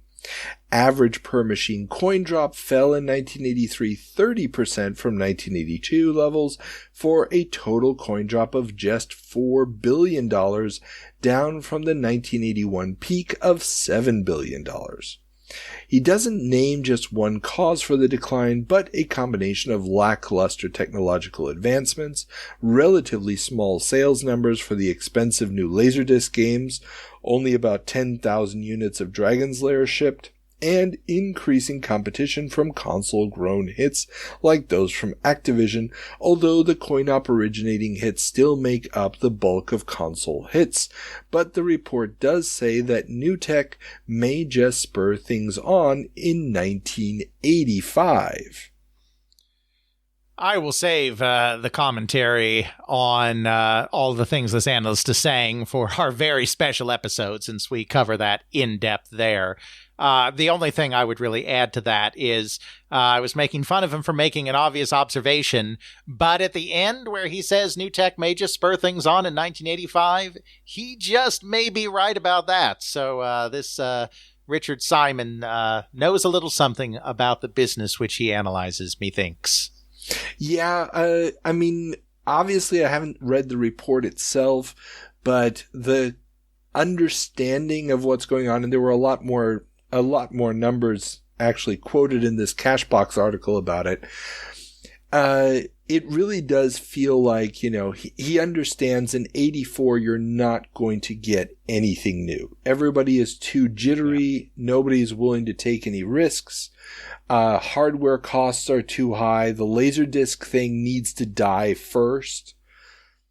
But there is one company, Carl, that is trying to boldly claim, or rather reclaim, new territory in this uncertain marketplace as Bally Midway taps Budweiser for cross-promotion. Tapper. Bally Midway's newest game is designed for the adult market, with a tie-in, possibly the first in the coin-op video game space, to a product, namely Budweiser beer. So this is the headline that is why I wanted to save more conversation about the video poker machines, because this is really a direct response to that. Of course, when video games first appeared, the bar and tavern trade was the bread and butter of the entire coin-op amusement business and indispensable to the spread of early games like Pong. After the Space Invaders boom and the so-called Golden Age, there was definitely a shift to the arcade-type establishments catering to teenagers being far, far more important than the bars. But the bars were still a long-standing traditional part of the business and still took product. And then the arrival of these gray market gambling games, video poker machines primarily, but other types of card games as well, just shut the door on video games in bars and taverns for the most part. And so this is Bally trying to take action, or Midway trying to take action to take that marketplace back. Tapper was specifically designed for the adult market. It was specifically designed to get the company's video games back into bars. And I mean, as someone who played an ungodly amount of the home version of Tapper on the C64, granted without the Budweiser logo, they replaced it with a Mountain Dew logo. But I absolutely adored the concept of the game. The theming of it is great, and it also uses a new graphic chip that allows for a much higher resolution on the sprites. It looks so much better than anything else that's out on the market at this time. It's, it is a very different feeling game. There's no killing, going on, which also helps with broadening the demographic away from just men. Mm-hmm. And it's a great way to get into that very different environment. You're right. And while this game did not end up necessarily taking that bar marketplace back for Bally Midway, several of the key people in the creation of this game, which was done by outside contractor, were critical to the formulation of incredible technologies afterwards, which, of course, created Golden Tee Golf, which did become the one video game that every bar had to have. So definitely, I'm sure that some of the lessons learned in this project were applied to Golden Tee Golf as well. That actually makes perfect sense. Yeah. I mean, and it's such a wonderful niche that needed to be. It was a niche that the market needed. Mm-hmm. Unlike our next product niche we're going to talk about here, as Don Bluth talks Space Ace. With Dragon's Lair's sheen fading and the laser game boom as a whole not living up to the hype, Don Bluth told Cashbox that his upcoming game, Space Ace, would be accompanied by a full point-of-purchase merchandise blitz, including movie posters, pamphlets, flip books, pins, and more to make the launch of the game seem like a big media event. He also said that if Space Ace is as big a hit as Dragon's Lair, then their recipe won't just be a flash in the pan, that Dragon's Lair 2 is already in the works, and that Coleco has already secured the home rights to Space Ace. I am personally holding out for Space Ace the Flamethrower. I don't know about you, Carl. The kids love this one, yeah. Yeah. I mean, thank God Spielberg's going to come along and bail his butt out by financing An American Tail. That's all I can say for Mr. Don Bluth. Yeah. Well, I mean, I love Don Bluth. No. I'm not making fun of him. I'm just saying that, obviously this whole Laserdisc game thing is not going to pan out. But thankfully, I mean, the reason he had to get so deep into this is because he had such reversals in the movie theater, and he is about to have a crowning success in the movie theater, and not too long after this. That's going to help him carry on. Oh, definitely. And it's interesting. If you read this article, and it's a couple pages long interview, multiple times he's talking about how he's not sure if this is going to be a success. Right. And you can tell that he's talking about, well, we need to help the operators and all of this stuff. I get the feeling from reading it that he understands that this is not a great gaming experience, or at least that he doesn't know what would make a great gaming experience. Right. He sort of hints, there are going to be multiple endings for Time Warp, Dragon's Lair 2, and that there's additional treasures you can pick up in addition to the normal gameplay and things like that. I don't believe any of that ever gets implemented in the final game. Yeah. That comes out years later. Though I will say, it's interesting. Obviously, the whole Laserdisc thing doesn't work out, but as traditional games are trying to figure out how they can cope with this downturn and get people interested in putting quarters into video games again. I mean, they come to a pretty similar conclusion, which is let's just give them a whole lot more content to see. And so rather than the reason you're putting the coin in is to fully master the mechanics, you're putting the coin in to fully see everything the game has to offer, which is what he's kind of trying to do with these later products here. But of course, all the problems of the Laserdisc media means it's just not going to work. Yeah. Interesting side note on the problems of Laserdisc, was tried to do a little bit more research on Star Rider, game we mentioned earlier, and I found a video. It was an interview. They were doing a restoration of a unit, and they had one of the original designers come in and take a look at this unit that was being restored.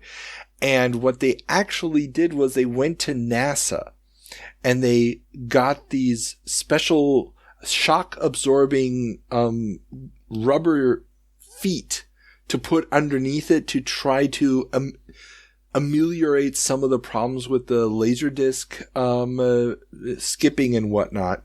Yeah. Only problem is those things started to decay after a couple of years and turned into just goo. So there's none of those survived. But well, that's okay, because that was still a longer shelf life than your Laserdisc game had. That's true. That's true. No, that's very interesting, though. And just goes to show again that the Laserdisc was never meant to be a commercial product in this way, as in a product for commercial equipment. And so there were no good solutions, and every solution people were trying ended up being kind of pointless in their own way, just like these little shock absorbers. We're back, and moving on to our next headline, Nintendo promotes Larry Holmes's Punch-Out? Nintendo will have IBC heavyweight champ Larry Holmes at its booth at the Amusement Showcase International Coin-Op Show in Chicago to promote their new coin-op game, Punch-Out. That's very interesting. I was not aware of that. I mean, it's an obvious thing to do. You have a boxing game, have a boxer come promote it, but obviously a sign that Arakawa and company, the wheels are already turning on how they can pair real life boxers with their product. Oh, definitely. I mean, the idea of doing this makes sense. At the same show, there's also going to be a Laserdisc game called Gold Medal shown. And it's actually using video footage of one Bruce Jenner, aka nowadays Caitlyn Jenner, right. And the game will never get an actual release. I think there's a couple of discs that have been found of the game out there someplace. It showed up on eBay several years ago, but this idea of getting sports personalities to support the game. I mean, EA's already got one-on-one going and so forth. It just makes perfect sense. Right, and Ocean is about to have Brian Daly's decathlon, though. Not Brian Daly. It's no. Oh, and I don't think it's Thomas. It's now this is embarrassing. I should know this. Daly. Oh, Daley Thompson. That's what Daley it is. Thompson. Thank you. Good Lord. Not Thomas what was that Daly. about not getting enough street? Yeah. Daley Thompson, though you wouldn't know it was Daley Thompson in the game by the color of the sprite. in the original. In all fairness, he was asked if he was okay with that. I know. It was technological limitations. Nothing was meant by it. No statement was being made. No. But the point is, yes, the whole idea of using athletes to promote games is very much in the air. And I don't know this for a fact, but I have to believe that the Olympic fever spreading throughout North America is kind of helping push this as well, because it's really like it's a moment where people, I think, are really understanding how much Americans will, pay attention to certain athletes or certain athletics under the right circumstances. Yeah. That is definitely true. There is a pull, and it's not just, buy Wheaties or, tough actin tenactin or whatever. It's right. It really is. Now you've got this thing where you could represent the athlete in a game, interact with the athlete. We just talked about a Laserdisc game built around the NFL using actual NFL footage. So, yeah, yep. Same deal. But, video games have athletes too now, Carl. E-athletes. And Twin Galaxies crowns video game champs. Twin Galaxies, the keepers of video game high scores, has announced at their Coronation Day event on January 14th, 1984, that 5 players would receive the, quote, Video Game Players of the Year, end quote, awards. They were Bill Mitchell, Tim Collum, Ben Gold, Steve Harris, and Eric Ginner, or Ginner. Ginner, probably. Now, of course, unless you're really, really into the whole subculture of high score table people, there's only one of those names that everybody's going to know. Are you talking about noted hot sauce entrepreneur Billy Mitchell? That is the gent in question, yes. So yeah, Billy Mitchell. This is the first time I've come across his name in any of these articles. Every time Twin Galaxies is talking about their champs, I keep looking for him just to see where the first mention will be. And so this is the first one that I found. Yes. Now, of course, a couple of those other names are actually very notable outside of the kind of narrow realm of high scores, because Eric Ginner is actually the one guy amongst here who actually crosses over into actual video game development, works at Atari Corporation for a few years in the early 90s. Oh, really? And Steve Harris was one of the people who founded Electronic Gaming Monthly, the long-running American video game magazine, which grew out of an initiative a few years after this called the U.S. National Video Game Team or some such. Well, actually, that idea is already alive at this point. So the... Yes. Oh, yeah, but no, I know the idea is alive, but then it's like another one is established in the late 80s. Ah, okay. I know there's the U.S. National Championships and all of this that Walter Day's involved in at this time. Then he makes another attempt at all of this with the National Video Game Team in the late 80s, involving some of the same people. And then some of the people involved in that, including Steve Harris, are the ones that found Electronic Gaming Monthly as an offshoot from that. So even though Mitchell is the most well-known names due to certain notorieties, in terms of influence on the industry, Steve Harris is probably the name to really watch out for on this list. Interesting. Okay, we'll have to keep an eye out for him, because that might be something worth actually pursuing as an interview. Indeed. Cool. And that brings us to the end of our coin-op dirge. We'll now move on to consoles, where some good news for a change, as the Famicom dominates a Japanese market.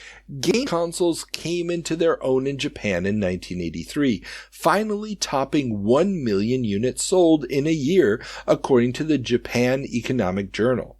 The first indications of just how big the family computer is in Japan are coming in as sales numbers for 1983 arrive. Nintendo crushed the competition, selling 500,000 units in 1983, with second place Epoch's Cassette Vision Jr. selling just 180,000 units. Third place, Sega's SG-1000 selling just 150,000 units, and Atari's 28,000, their version of the 2800, you added a zero there. Oh, there's an extra zero? Okay. Yeah, it's the 2800. Selling less than 80,000. We also get numbers for Kento Denshi Inishi's My Vision at 52,000. Bandai was selling both the Arcadia at 50,000 and the Vectrex, for which numbers weren't available. And there was also Tommy's somewhat unfortunately named, at least for Spanish speakers, Puta Jr., probably supposed to be short for computer, which moved only 29,000 units. Nintendo is looking to up their production capacity from its current 500,000 units per year to sell 1.8 million systems in 1984.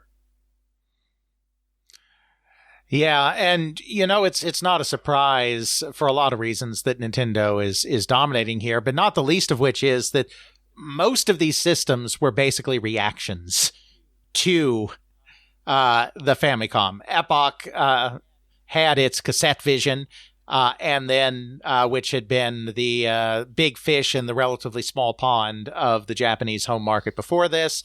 Then the Famicom's coming, and they're like, oh my gosh, our Cassette Vision can't compete with this. And so they made Cassette Vision Jr., which is really unfortunate name because it makes it sound like a lesser version, but it's actually an updated version, an upgraded version of the CassetteVision. And then, of course, Sega had been planning to only release a cheap home computer, because that's what was all the rage immediately before the Famicom completely changed the game. They were just going to, they had designed their SC3000, and then they got wind of Nintendo's Famicom plans, and they were like, oh shoot, now we have to do a console version of our SC3000. And then the Puta Junior is a consoleized version of Tomi's Tudor computer, which again was another one of these cheap home computers that also, could play some games kind of thing that was all the rage in the 81-82 period. And they saw the Famicom coming and felt that they had to release a console version. So everyone is basically playing catch up in the market to Nintendo. And so it's no surprise that Nintendo's dominating. And a lot of those sales are owed directly to the fact that Nintendo had their recall and ran out of systems. Hideki Sato tells the wonderful story, the head of R&D and the principal, the guy in charge of the hardware team that designed the SG-1000, tells the great story about how at Christmas time, Sega was making everybody go out to the local toy and department stores to put in time at the counter, promoting the game by working at the counter. And so Sato was actually out at stores hawking the SG-1000 to consumers. And then he tells the story that people would come in looking for the Famicom, which was nowhere to be found between its popularity and the recall. It was all sold out. And so he would tell them, this is Sega's Famicom. And there's no doubt that the CassetteVision Junior and SG-1000, some of those sales only happened because somebody couldn't find a family computer. So these, as stunning as these numbers are, as dominating as these numbers are, Nintendo would have dominated even more than this if they had had the inventory. That's kind of scary to think about. But yeah, it makes perfect sense. It's the right system at the right time. Graphically, I looked up some of these. Obviously, the SG-1000 looks like ass. Yeah, it's the graphics chip on it just is not up to snuff. The Arcadia is an antique at this point. And the 2800 is just a 2600 with a different case and some other slight redesigns. So it's also an antique. Exactly. The only one of these that is really a modern system is the Famicom. And so, yeah, why wouldn't you? And it's also at a very, very competitive price. So. Exactly. Oh, well. But while things are going great in Japan, not necessarily so much on the other side of the Pacific Ocean, as Mattel tells retailers, show me the money. Mattel's recent problems have led them to insist on cash sale terms with retailers, as opposed to the credit-based system that normally is used in the industry.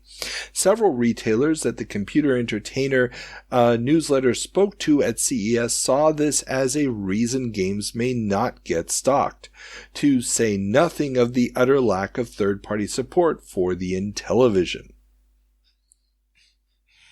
Yeah, there ain't any retailer worth anything that is going to agree to those terms on what is obviously dying stock for a dying system.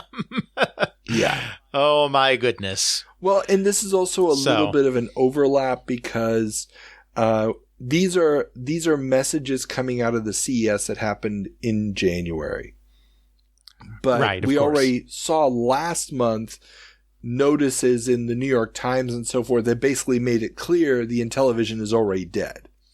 Again, Computer Entertainer reiterated the story that we heard from Don Daglow in my interview with him, that at this CES they had a big booth, they were trying to put a happy face on it, and it's clear nothing is going to happen, but their presence there was meant to make it look like there's still hope, right? Come on, wink, wink, nudge, nudge. Yeah. There isn't a lot of hope for a lot of companies in North America at this point, but that doesn't mean some of them aren't still trying to keep fighting. And one of those is Imagic, which licenses to Amiga. We talked last month about how Imagic, once a darling of the third-party publishing scene, became a developer for hire last month with the announcement that they would be porting Atari's Star Wars arcade game to home systems. Well, now they have also announced a deal to license several of their games to Amiga for use in the Arcade Power Play system, a cassette-based player for the VCS. Or a series of multi-game carts. It gets fuzzy. Yeah, more deck chair rearranging. I mean, Imagic is doing everything it can to try and survive this by pivoting to other platforms, but they are making the transition far too late for it to do any good whatsoever. Yeah, and Amiga is still...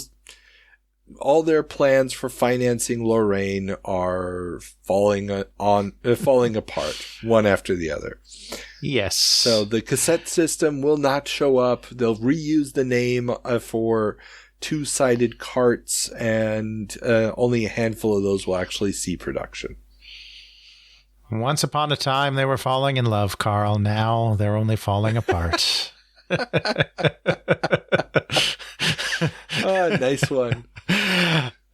And we will transition then away mostly from consoles and into the computer space with a little console sprinkled in as we get more impressions from CES. Yes, while we had some early takes on the Consumer Electronics Show last month, those mostly came from newspapers. This month, the video game mags started giving us some interesting depth, especially the Computer Entertainer newsletter.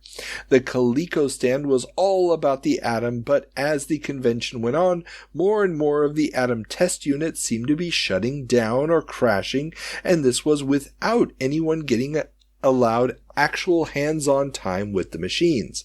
Games like Dukes of Hazzard and Destructor kept going dark. Mattel's booth... Yeah. Now, Dukes of Hazzard will, I believe, actually get released, but whether or not the bugs were gone, I have no idea. Yeah. Now, but we'll talk more about the Atom software in a moment. We just mentioned it, but Mattel's booth was all optimistic and upbeat, showing off a lot of unfinished product that wouldn't be ready until spring or summer. It's just not going to show up. Be ready for the landfill. Yeah, exactly.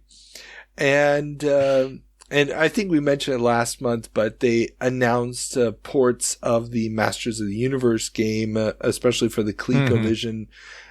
We finally have that game today, but yeah, it never sees the light of day back then. And Apple had their first presence at CES in a very long time. If maybe ever. I'm not sure if they were ever at CES before this. But they were mainly there to support Apple software developers. They also disappointed many by not showing off the Mac. Yeah, Steve Jobs isn't going to show off the Mac to the hoi polloi at the commoner's little CES show. Yeah, but that is not his style. But the fact that they have a booth there and they're trying to support software, says something about how that's going. Yeah, it does indeed. I agree. Yeah, totally. there was a mention. There was a mention that apparently Apple IIes are piling up right now in warehouses, but if you want to buy just the 2E, no monitor, no disk drives, they won't sell them to you. They want to sell the whole package. So, and those whole packages, those are a little too pricey and they're starting to pile up. Is one of the rumors in one of the magazines. So, Very, very interesting. Well, you said we'd talk a little bit more about Atom software, so I suppose we better do that right now as Coleco makes big promises. The Atom launch was a disaster with insufficient machines, almost no software, and unreliable storage media. But Coleco told CES attendees that those problems will soon be solved with disk drives, modems, memory expansions, and 170 new software titles to be launched in 1984. Now, virtually none of those things will be available in the first or second quarter, but don't fret. By Q4, we all will be great, so go ahead and buy an Atom now. Well, excuse me, Carl. I got to run down to my local electronics shop. I got some purchases to make. Oh, yes, of course, because, there's nothing like 170 titles released in one quarter or maybe 2 quarters of the year. Yes, and of course, Coleco has a great credibility rating after the Atom computer launch at the end of 1983, right? I mean, if you're going to buy an Atom based on these promises, I have some great oceanfront property in Florida to sell you when you're done at the Coleco booth. Yeah. Basically, I got a link in the show notes to the Moby Games page for all the Coleco Atom software. It's like 30 games or that come out for it. Ultimately, it's an absolute fracas. The weirdest or most revealing part of this is that they keep making more and more announcements. They literally make new announcements every day of CES. For the Atom. And they've now had to quietly also drop, which was one of their original taglines, that it could run Apple and AppleSoft programs, because it can't. But they've replaced that now, and I think we mentioned this last month already. Their big announcement that they will be launching an add-on card to be able to run IBM PC software. So they've replaced it. We're not doing the Apple anymore. No, we're doing PC, which obviously is nonsense. Yes, absolutely. But they're not the only ones trying to chart a path through this new home computing landscape, as Commodore is rethinking the 264. After Jack Trammell's departure from Commodore and the less than warm reception by retailers and developers, Commodore has announced that they will be, quote, re-examining the product, end quote, and will introduce it, quote, when there is a need for it, end quote. They debut, quote, could come before the end of 1984, we'll just have to watch carefully, end quote. Ultimately, the 264 and 364 would morph into the Plus 4, C16, and C116 computers and sell a total of about 1 million units. Yeah. Yeah, everybody is freaking out. Every magazine. It doesn't matter if console or computer, the toy magazines are freaking out about this. The idea of this new line of 8-bit machines with the same memory as the C64, but shittier graphics. They're just like, what's the point? Is this going to die the same way as the VIC-20 died? Is this going to kill the C64? Who is this machine for anyway? Yeah. And and of course the question is, the answer is that it got outpaced by the price war that Commodore itself instigated. The next step really did, because TI was following a similar strategy. The next step seemed to be offering a range, something low, mid, high. And then of course, the high-end computers all got low-range prices due to the price war, and there just wasn't a need to segment the market in that way anymore. Yeah, and I think it's also partially, if the rumor is true that the graphics chip in the 264 and 364 lines was originally the spec-down graphics chip that was meant for that sub $100 computer that was supposed to kill the TI-99 that we talked about in 1982, in the 1982 jumps. If that was the purpose of this chip, repurposing it to kill the Atom, and let's remember, for the last 12 months, we've been talking the Atom over and over again. Everybody thought the Atom was going to be the killer machine. It was going to be the machine to beat, the built-in software. Because remember, the Atom was originally not just supposed to have a built-in word processor. It was supposed to have other software as well. It ends up only shipping with a totally stunted word processor. They don't know when they're preparing this machine. They don't know when they launch it and show it off at CES yet just how big of a disaster the Atom was. Yes. It feels to me like it was the tool to bury the Atom, to make sure that Coleco doesn't just replace TI as the opponent. And if I can't see why they wouldn't have just killed the line right there, unless of course they were really afraid of the QL after this. That, you know, okay, the Atom dropped out, but the QL is coming, and we'll talk about that. You know, the low end keyboard computer for the business set. Indeed. But of course, they are not just looking at endless variations on their 8-bit machines, as Commodore also announces Next Gen. Commodore has announced plans to launch a new line of Z8000 based computers running the Unix-like coherent operating system. The new machines will be called the Next Generation and will include 256K of RAM, 1 or 2 floppy drives, and have a price that is much lower than comparable machines.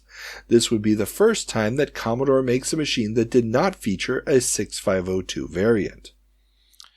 Yeah, this is basically their attempt at a Sun killer, which the very concept of Commodore murdering Sun Microsystems in their Sun 1 workstation is hilarious. But we have to recall, because this is still, even though Jack's gone now, this is stuff initiated while Jack was there.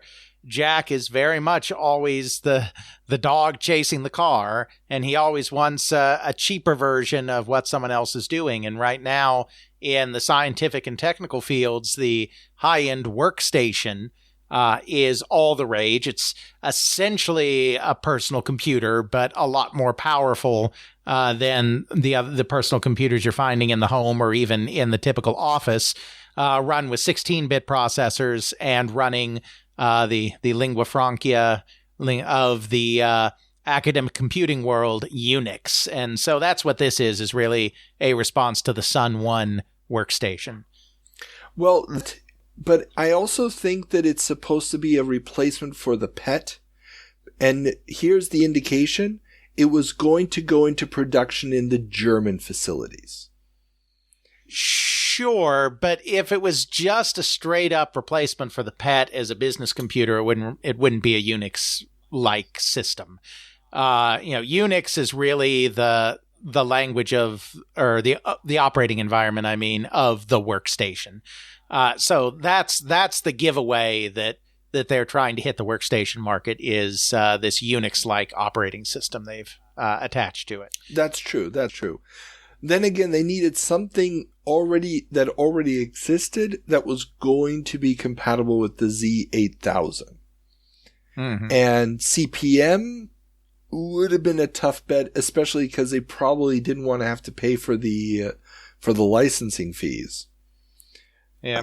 Of course, they really are ended up betting on the wrong horse here. Now, the Z80 was the creme de la creme of the 8-bit world.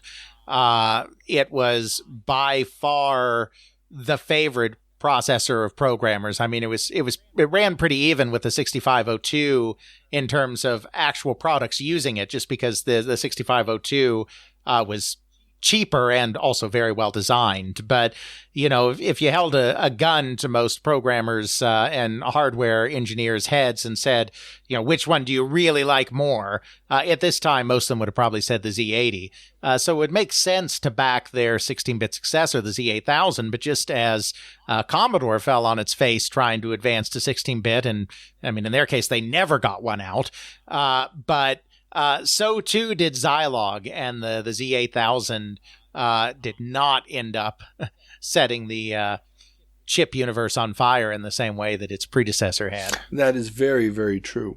Now, just for clarifications, this next generation machine is what would have been the Commodore 900.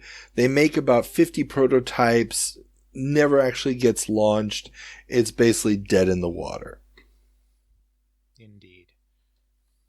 That's because there is already a company that is dominating in the 16-bit computer space, and they are not going anywhere. In fact, IBM plans to go big on PC production. IBM has announced that they plan to increase the number of PCs they make in 1984 by the same amount that it increased production in 1983, and that was a lot. This would be massive and may cause a real dearth of 888, 886, and 8186 chips for clone makers. 880. They're what? 80, not 8. 8088, 8086. 80. Oh, you're right. 8088, 8086, and 8186 chips for clone makers. While Intel didn't see a problem with 8088 production, both Intel and its second source, Advanced Micro Devices, have pushed back 8088 and 8086 deliveries due to demand.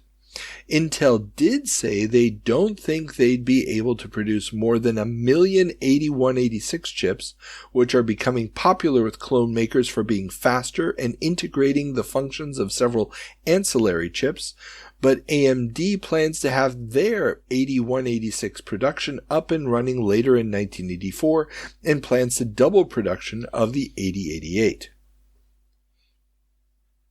Yes, IBM is clearly trying to starve the clone companies here. It's like, okay, market demand exists for all of this, then let's make sure that we are buying up as much of that stock of these processors as we possibly can to forestall those clone makers. Yeah, the only problem is by the end of 1984, nobody's going to want to touch anything that's not an 8186. Yes. And so all of the machines that they build that don't have an 8186, there's going to be a lot of inventory that just starts gathering dust. Yep.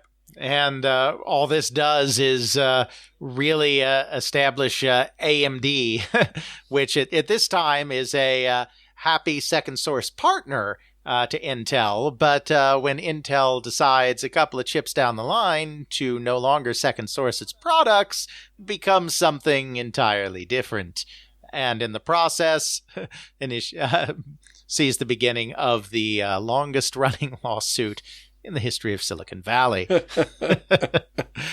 it's this level of demand and this attempt by IBM to corner the market that is really going to allow AMD, which has already seen some success, but is really going to allow them to go into overdrive so that when they no longer do have that second source agreement with Intel anymore, they will have the resources to strike out on their own.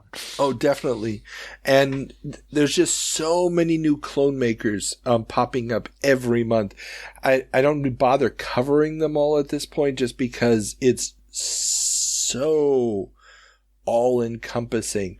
But it's very, very clear there's really only one standard for business machines, at least, going forward. Absolutely. But that same standard doesn't necessarily apply to home computing as the PC Junior fracas becomes clearer. While IBM itself wasn't at CES, many publishers had PC Juniors on display running games. This gave many some hands-on time with the very odd chiclet keyboard and also allowed for some of the system's weaknesses to come to light. The lack of dedicated video memory, the great strength of the PC, has made games hard as the processor must shift between video and game logic functions. This problem doesn't seem to come up for cartridge-based software though. The big fear many had that the PC Junior would not be expandable seems to be solvable through add-ons that would plug into the side of the computer, a solution that will no doubt work out great. Oh, my goodness. So instead of the Sega Tower of Power, we're going to have the PC Junior Tumor of Power sticking out of the side of this thing. I mean, the IBM PC Junior, I mean, we don't have to talk about it more because we've talked about it in other jumps, but I just want to say that this is the computer that showed that the home computer market was the emperor with no clothes. It's the computer that finally made people realize, okay, maybe we shouldn't be treating the home market different. Maybe we just need to give them in the home what's working everywhere else too. I mean, it's so many little corners cut that didn't need to be cut. And I didn't know that it didn't have its own video memory. Like I said, that is the great strength of the PC, was always that separate video memory, as we will see in the next story. And for whatever reason, they decided, no, we're not going to do that on the machine that's got to actually play games. Are you nuts? Are you out of your minds? Yeah. But don't worry, there is a new great white hope on the horizon as Byte reviews the Mac. Byte does a deep dive on Apple's latest, the Mac. Or Macintosh, but they're already calling it the Mac at this point.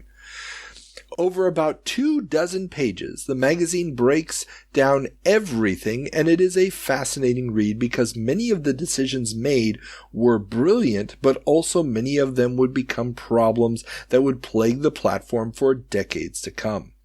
They got Sony to make a variant of its 3.5-inch disk drives that would write a lot more to each disk. They required all software to be written in assembly language instead of the less efficient machine code language that the Lisa had used, which also makes it harder to write in high-level languages. And they put all the menu commands in a single file, making it much easier to create translations of the interface for international markets. On the downside, though, everything has to go through the CPU, creating a bit of a bottleneck and forcing some routines to be coordinated with the line refresh of the screen, which could get hairy if additional peripherals or more complex software functions need to be accessed. There is only one serial bus connector, and all additional devices will be daisy-chained via virtual slots, and there are no internal slots granting direct access to the motherboard, meaning that expansion of the core hardware is virtually impossible. Oh, and unlike the Lisa or Vision, you can't run multiple programs at once, only multiple iterations of the same program, since the OS assumes that you will grant all the available memory to whichever program is open. The single drive and limited 128K of RAM mean that even small tasks like loading files, let alone backing up a disk, take forever, but an external drive will be available at launch for $395. Considering that the base unit comes with no software, not even a drawing or writing program, a usable system with a second drive and a printer will cost up to $3,500. Now, I know some of that sounds a little bit unreasonable, but I think Byte feels that it's probably better than the alternative, as paired with this is an editorial in which Byte bemoans the move to compatibility. That's right. Byte magazine's cover story is the Mac, and its editorial is a litany of grievances about the loss of innovation in the computer industry, and ever more manufacturers move to make PC-compatible computers. The editor urges IBM to continue to invest in R&D and for venture capital companies to include innovation in their investment decisions. And yeah. And I guess this is the big struggle. And I'm a dyed-in-the-wool Amiga user, but the real weakness of systems like this original Mac, the real weakness of a system like the Amiga, is going to be the fact that they are so wonderfully customized to exploit whatever power they can get out of these relatively weak early systems, that they become impossible to properly upgrade without either tearing down compatibility, which the Mac does over and over again, or hamstringing you into having to continue with backwards compatibility and not being able to upgrade certain functions. And the real innovation of the IBM PC at this point is the fact that, well, you throw out one card, put in a new card. Yay! Keep going. Mm-hmm. And they're not recognizing that yet. Yeah, which is just kind of unfortunate because, I mean, they're tech people. They ought to realize that all technology does not move forward simultaneously in a straight line. Like, you can get more innovation out of compatibility and expandability than you can out of custom systems. Because with a custom system, you're redesigning everything at once, but some parts of the system have advanced more than other parts of the system. Whereas with components and compatibility, it's just, those parts that are ready for an upgrade can be upgraded, and we don't have to worry about what's happening with these other parts of the system. It seems kind of short-sighted for the journal that has always been the technical journal amongst the consumer magazines, because that's very much where Byte positions itself. Oh, definitely. And when you think about, you have this editorial, and it's like 2 pages later, that story that we just talked about with the chips, with the Intel chips, it pops up, which means since the launch of the IBM PC barely 2 years ago, we've gone from the 8088 chip to the 8086 chip, now to the 8186 chip, all compatible with one another. The software will work from one machine to the other. And we're already on the 3rd generation of chips, if you want to call it that. I mean, it's not a full generation with all the leaps, but It's a constant innovation, a constant improvement of the system.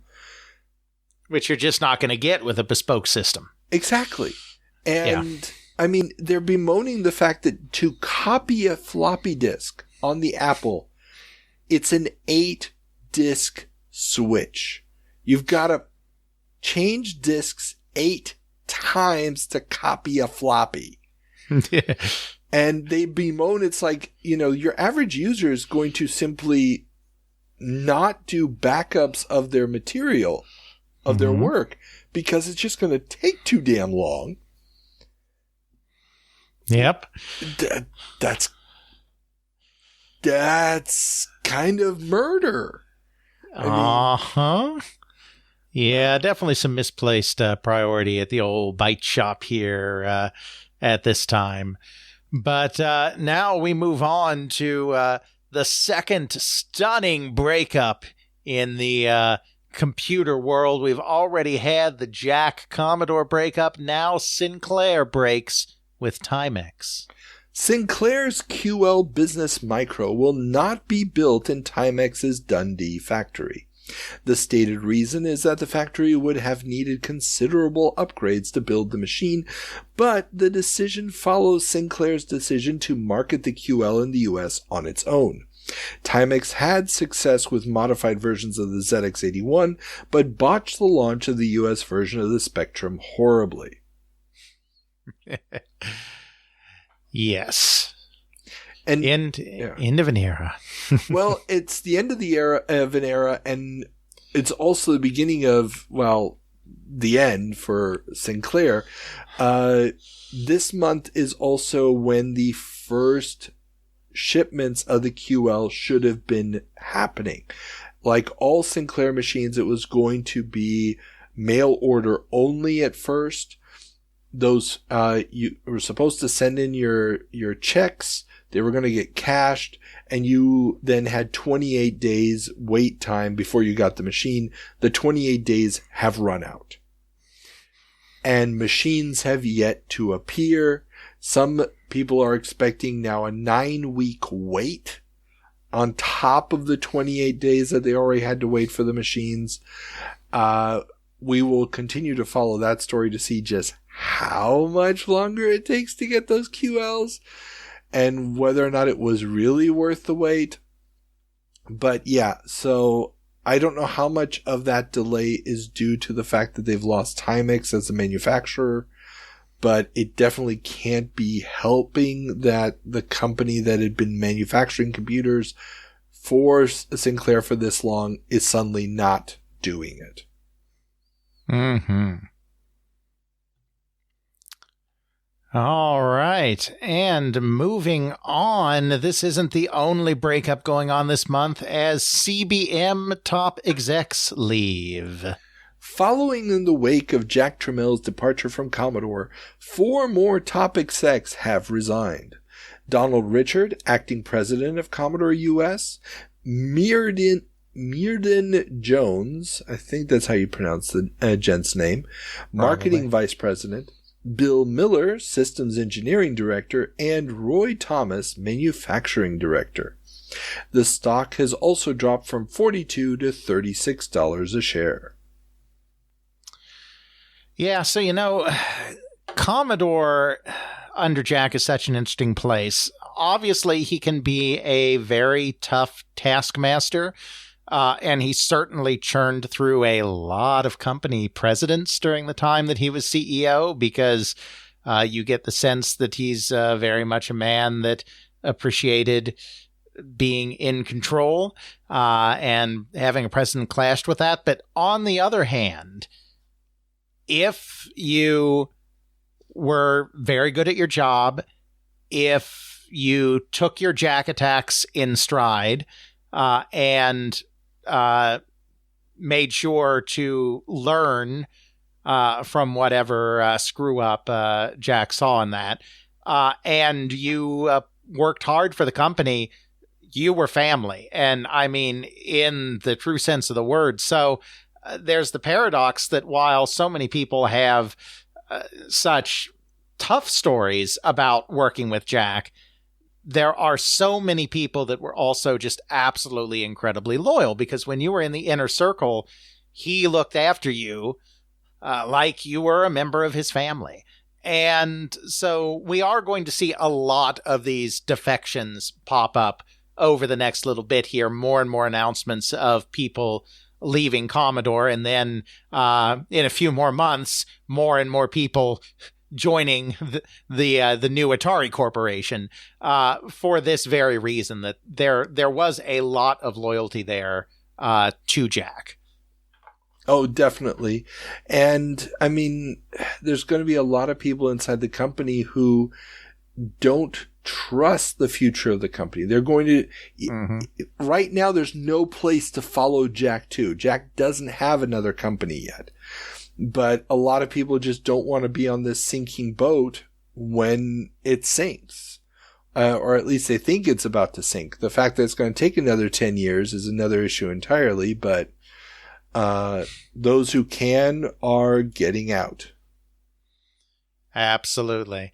And many of them will wind up at Atari in the not-so-distant future. Now turning our attention to the other side of the Pacific, Toshiba to develop Super Chip. The increasing dominance of the Japanese in the area of RAM chips is accelerating, with Toshiba announcing plans to develop a 16 megabit RAM chip. This comes as an increasing number of Japanese manufacturers are entering this field, and technologies to reduce the size of the lines on chips are improving. The Japanese Ministry of International Trade and Industry has also laid out plans to create 11 technopolises, cities or regions dedicated to the pollutionless computer and technology industries. This comes as the Japanese integrated circuit industry hit a new milestone of revenue of 1.16 trillion yen, or roughly $4.8 billion, a 38% year-over-year increase, and a 300% increase over 1980. And the industry expects a further 50% increase in the coming year, with high demand coming from computer and videotape recorder makers. IC production will still remain tight, though, through the middle of 1984 as demand outstrips supply, but major players like NEC, Toshiba, and Mitsubishi all bring new plants online. Guys, nobody tell Meaty about the chemicals we use to etch the wafers. I love that reference to a pollution-free industry. I realize they mean clean industry in the sense that, we're not burning things in the atmosphere, but it's there's some chemicals involved. But no, this highlights really what's going on in the field and kind of sets the stage for what we'll see in a few more years, which is the catastrophic global memory shortage. The Japanese are thoroughly taking over the RAM business. They're taking it over for the reasons mentioned here, that they have been able to refine the shit out of this stuff and miniaturize it and make it more efficient and all of this. And so they are becoming the leader. They are ever pushing forward into new chips, and there is not enough factory capacity to supply everyone's demands. So, we're going to get to a point in a few years where the Japanese are going to keep jumping to newer and newer chips, and then there's going to be no other companies left behind them to manufacture the bread and butter chips, and we're going to end up with a global RAM shortage. Yep, that's exactly the plot line that we're establishing here.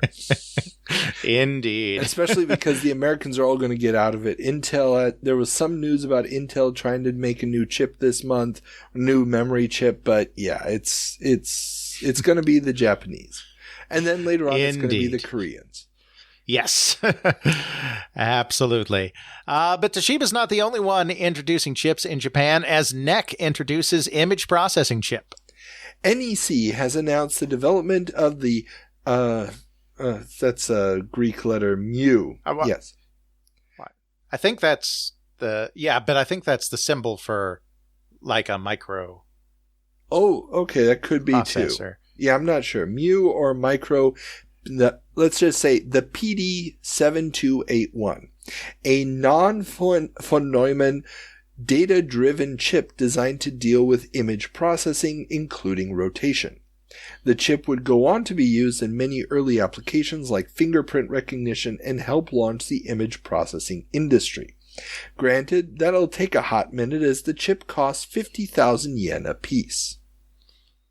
Yes, I did just a little bit of quick etymological work right now, because of course that's the most important thing about this headline, of course, is the etymology. But it is used as a symbol for micro, as I thought, and the reason for that is that it is the first letter of the Greek word from which the prefix micro derives, and so you'll often see that letter in older, especially even more in the 70s than in the 80s. You'll see that in a lot of older technical journals, that character being used when referencing microchips. Okay, that makes sense. So, but on to the rest of that. It should come as no surprise that the Japanese are going to be at the forefront of creating, manipulating, and analyzing complex images, because they have this little character system called kanji that they have to have computers make sense of. Oh, definitely. And it's interesting because this chip has a lot of legacy. I tried to do a little bit of a deep dive on it, and also had to find out what a non-von Neumann architecture is. And it's basically just trying to get around the von Neumann bottleneck, which comes up whenever you have the same chip doing multiple functions and you have to do them iteration-wise. And it's various strategies for trying to create data loops, as opposed to we do one thing of data and we got to go back to the RAM and just basically keep plugging it through the chip. And but 50,000 yen a piece is not chump change. No, not at all. But the American chip makers aren't standing still either, as a personal CPM to be included on Z80s. Digital Research, makers of the CPM operating system, have teamed up with Zilog, makers of the Z80 chip, to integrate the ROM-based personal CPM variant of the OS directly onto Z80 chips. This should make the CPM operating system much cheaper for microcomputer makers to add, and Digital Research will be taking a much lower per-piece licensing fee for this version of the software. Yeah, and now I couldn't actually find any machines that actually use this chip. There may be some out there, but I wasn't able to identify any. But it is an interesting idea, have an operating system. We've seen programming languages on ROM chips as a standard thing in microcomputers, but putting an operating system so you can have a more complex machine with controllers for external drives and stuff, not a terrible idea, but putting it on the Z80, it's just like 3 years too late at this point. Exactly. Nope. The industry is moving on to bigger and better things, and I'm told that one of these things is edutainment as the next big thing. Oh yes. Everyone seems to be jumping on the educational software bandwagon, with EA, Sierra, and more publishers announcing multiple titles, and Atari announcing the Atari Lab line of science kits that hook up and feed data to a computer. And of course, not necessarily in this exact month, which is why they're not announced here, but you're also starting to see some of the dedicated edutainment companies as well, such as Spinnaker and Davidson and Associates, starting to ramp up at this time as well. Though again, like I said, not necessarily in this specific month. Yeah, this is true. A couple of different sources mentioned how CES was just littered with educational software. It was everywhere. Yeah, it's, computers are becoming pretty ubiquitous in school, and they're being publicized as these, new machines that everyone has to have. And the various applications that they tried to sell us on for the home computer a couple of years ago, like balancing the checkbook and storing recipes, never really panned out. And so now the next thought is, they're needed for your kids' education. That's right, their education. Gonna need a shiny computer, and here's some great educational software to go with it. And of course, it's only logical that the game companies would be getting into this space, because gamifying education is a very logical way to use something interactive like a computer. And so there's a lot from the game space that you can draw in this attempt to create edutainment projects, most of which are awful, but we'll always have Carmen Sandiego. Exactly. And don't forget Rocky's Boots. Indeed, yes, which has already come out by this point. But true. Yeah, the exception that proves the rule, because nobody else tried to do that. But it is truly genius. Next, we have Avalon Hill teams up with Toei. Board Game Supremos Avalon Hill have teamed up with Japanese movie moguls Toei to have Toei distribute their personal computer games in Japan. The games will join Toei's existing Famicom line of over 30 games already on the market. An interesting choice of distributor there. I don't know what to make of that. Yeah, I really don't. I tried to find this Famicom line. I found nothing about it. I don't know which Avalon Hill games would have been ported into which systems they would have been ported. But it's clear Avalon Hill wants in on or needs to expand their market. And, the fact that Toei is in this market is interesting. I mean, because they're a movie producer. I mean, granted, Warner's also in the market. All the major media companies in the States were in the market, so why not? Indeed. And we end on a bit of a zombie note as the TI-99 4A software not dead yet. After the massive sell-off of TI-99 hardware at Christmas time, several software publishers were at CES wondering whether or not the market was worth pursuing. iMagic has a slate of titles listed for the system, and Sierra says they'll be bringing their Disney edutainment games to that system as well. And as a side note, iMagic's games do show up, because they're just full of good business decisions, and Sierra's do not. My guess is that Sierra, because Sierra got that license because TI had to drop it because of disasters. That's why they had the Disney license. I believe that's that license. I know they got one license that TI had and then had to abandon. I think it was that one. So my guess is they were contractually obligated because of that transfer to say that they were still going to be producing some products for the TI-99 4A and that they never actually planned to do any such thing.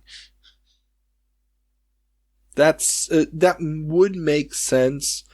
But then again, Sierra at this point is so desperate. I mean, so desperate. They're smarting behind the scenes so much from their misalignment of priorities with cartridges. I'm trying to put it nicely. Yeah. No, they are, but I mean, their answer to that is bet big on Big Blue. That's true. I really think in this case, because I'd have to look it up to be sure, but I'm almost positive they inherited that Disney license from TI when TI got out. And so I wouldn't be surprised if this was just, they had to keep pretending for a while that they were going to release the stuff on the TI-99 due to some terms in that licensing agreement. Yeah, that makes perfect sense under the circumstances. All right, moving on to a few legal stories. U.S. eases restrictions on exports to China. The U.S. has eased restrictions on exports of technologies to China. These include computers, electronic equipment, and semiconductor production plants, which would no longer require any governmental approval for export. The U.S. foresees a doubling this year of its exports to China to $2 billion. And how did that work out, Biden administration? Yeah. I mean, this really is, there's a couple of stories similar to this one with Japanese companies selling a bunch of computers to either Chinese government agencies or other institutions. But really this opening up of China as the next frontier of cheap Asian labor is an ongoing story at this point, and it's also, well, really the setup of the current international production chain that we have today. Mm-hmm. And now, of course, we're trying to frantically undo some of that for national security purposes here in the United States. Yeah, TikTok, that'll solve that problem, right? Yeah, I mean, there's the TikTok thing, but that's more about the spying. I mean, we also, one of the few bills this Congress passed was a bill aimed at getting more domestic investment into chip factories, because we've kind of become overly dependent on what could end up becoming one of our primary antagonists in a new Cold War if things keep going the way they are. Very, very true. Meanwhile, though, across the Sea of Japan, Japanese copyright reform debate heats up. Last month, we talked about how two differing proposals for copyright law changes to extend protection to software were being debated in Japan. One, proposed by the Education Ministry's Cultural Affairs Agency, would grant software the standard 50-year copyright protection, while the Ministry of International Trade and Industry, the MITI, wanted to grant software just a 15-year protection similar to patents. This month, we find out that there is another, more controversial provision in the MIDI proposal that has even garnered the attention of the USA, which is already in the middle of heated negotiations with the Japanese government over unfair trade practices. Namely, that should a company refuse to license its software to another, then a mandatory arbitration would occur through a Japanese government arbitration board, which would then decide if the software was important to the public welfare and whether a license had to be granted or not. The U.S. claims this would turn the process into a mandated licensing of intellectual property and is strongly against such a development. I mean, they're not wrong. No, they're not. That's exactly what it sounds like to me. Yeah, I mean, when we talked about this last month, it just seemed to be a question of, length of period of time. Which, I mean, if you're talking protection of software, 15 years seems relatively reasonable, How many programs are really worth something after 15 years? But this provision, this puts it in a whole different light. It's like, oh, well, we get to decide who has to license or not. Foreign company, you have to license it. Japanese company, you don't have to license it. It's this arbitrary crap, and the American envoys are like, no, you cannot do this. Yeah. And the problem is that they have to get it before the Diet relatively soon. And so I found a whole bunch of news articles, throughout February where they're going back and forth, and the MIDI is just saying, no, we're not backing down. We want this. And so we will see. Today, this thing doesn't exist. So I'm guessing they're ultimately going to have to back down, but we'll see Probably, how many yeah. more fireworks we have in the meantime. Indeed, that's what we are all about at the Video Game Newsroom Time Machine. See the fireworks and the train wrecks play out in slow motion. Exactly. We end our legal look with Apple, which loses IP case in Australia. The global battle for the recognition of software copyright continues as Apple has lost a suit against an Apple II clone maker in Australia, where a court ruled that the Taiwanese-made Wombat computer did not violate Apple's intellectual property because there was no recognized copyright protection in Australia for software in ROM because they did not count as literary works. Yeah. Yes.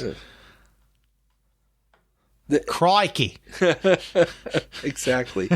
Now, this is a good example of showing just how slow the process was in international courts, where you did not necessarily have a strong internal computer industry for the recognition of the various types of ways in which you can copyright software.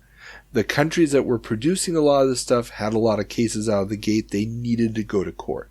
If you weren't manufacturing the stuff inside your own country, you didn't have to worry about it. They had recognition in Australia already for regular software on disk or tape, but this idea of putting it on the ROM, they didn't have a local manufacturer of computers. There was never a question to deal with this, and here we're dealing with an imported Taiwanese Apple II clone, and only then does this question get to the court. It hasn't been litigated before, so the court's just like, we're not coming up with new law. We're going, it hasn't been decided yet. So, fun stuff. Indeed. And while we are at this point mostly through the crash in the home market, there are still a few lingering bodies that need to be buried. So for the first time in several months, we end this episode with a moment of silence, RIP headline, in this case for the Vectrex. The subsidiary responsible for marketing and making the Vectrex console. The last product they shipped in very small quantities was the 3D Imager, and the only game that will work with it is 3D Mindstorm, the pack-in title. It was an interesting product idea. I'm not talking about the 3D Imager. I'm talking about the Vectrex in general. Trying to capture for the home what to that point had been the uncapturable. The incredible, amazing vector graphics found in some coin-operated games.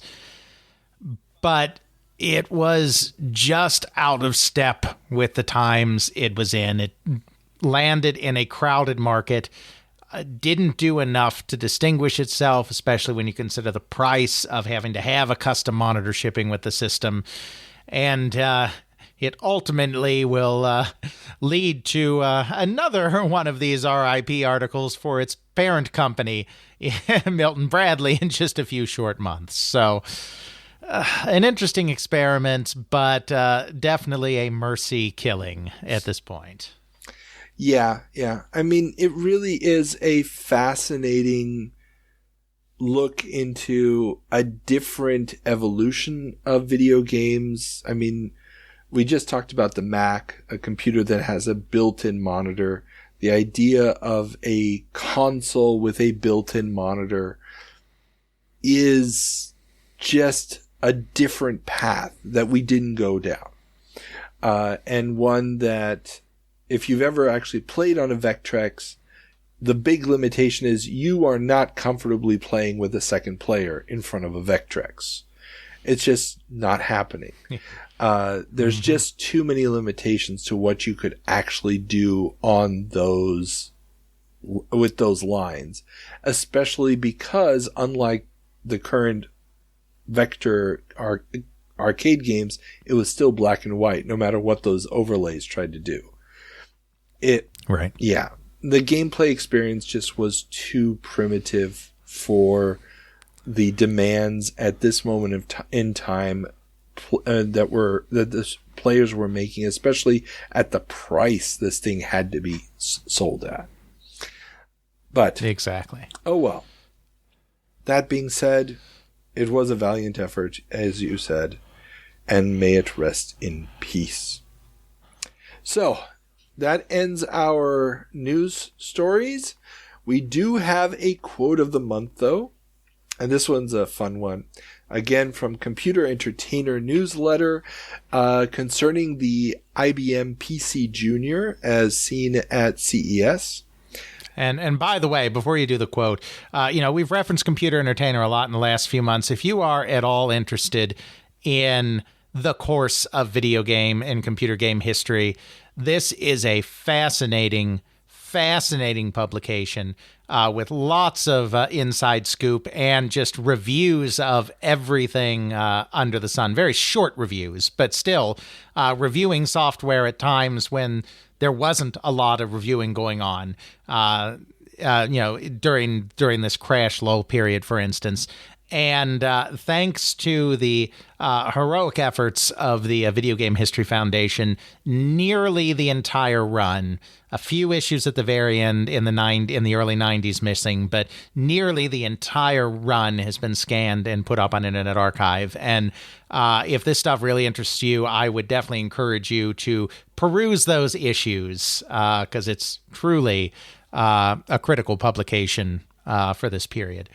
I can only second that, and every one of the articles that we've referenced here today is directly linked in the show notes. You just click on it, it'll take you right to the archive.org scan and the very page that we're dealing with. Mm-hmm. So, here comes a quote. With IBM's PC Junior being released, we wonder what would have happened if Mattel or Radio Shack had released this as a new keyboard. Aquarius 2, compatible with the IBM PC. Trash 80 Junior.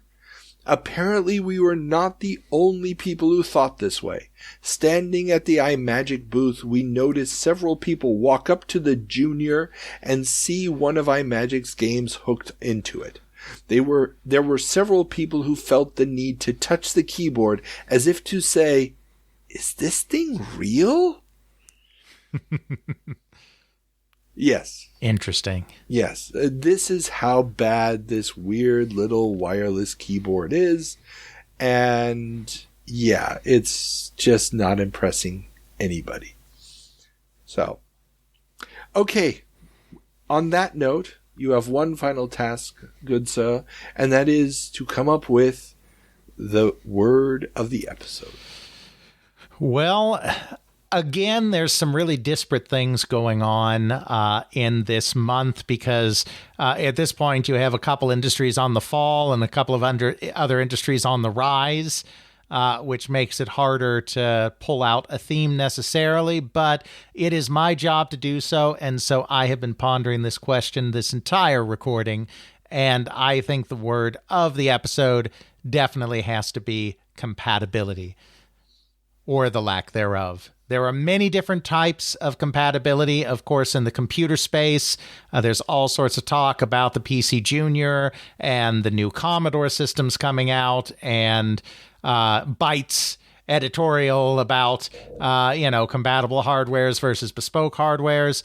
But you also have the problems plaguing the coin-op industry where Bally and Williams think for a second they may be compatible and then decide they're not. Or Pizza Time deciding that Nolan Bushnell is no longer compatible with the direction that the company is going. Or Nintendo discovering that maybe putting a sports star, a boxing star, and pairing it with their boxing game is a very compatible match.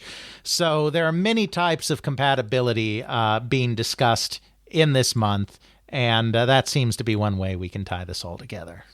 I love it. Ability it is. So, remind the kind folks at home where they can find your fine work.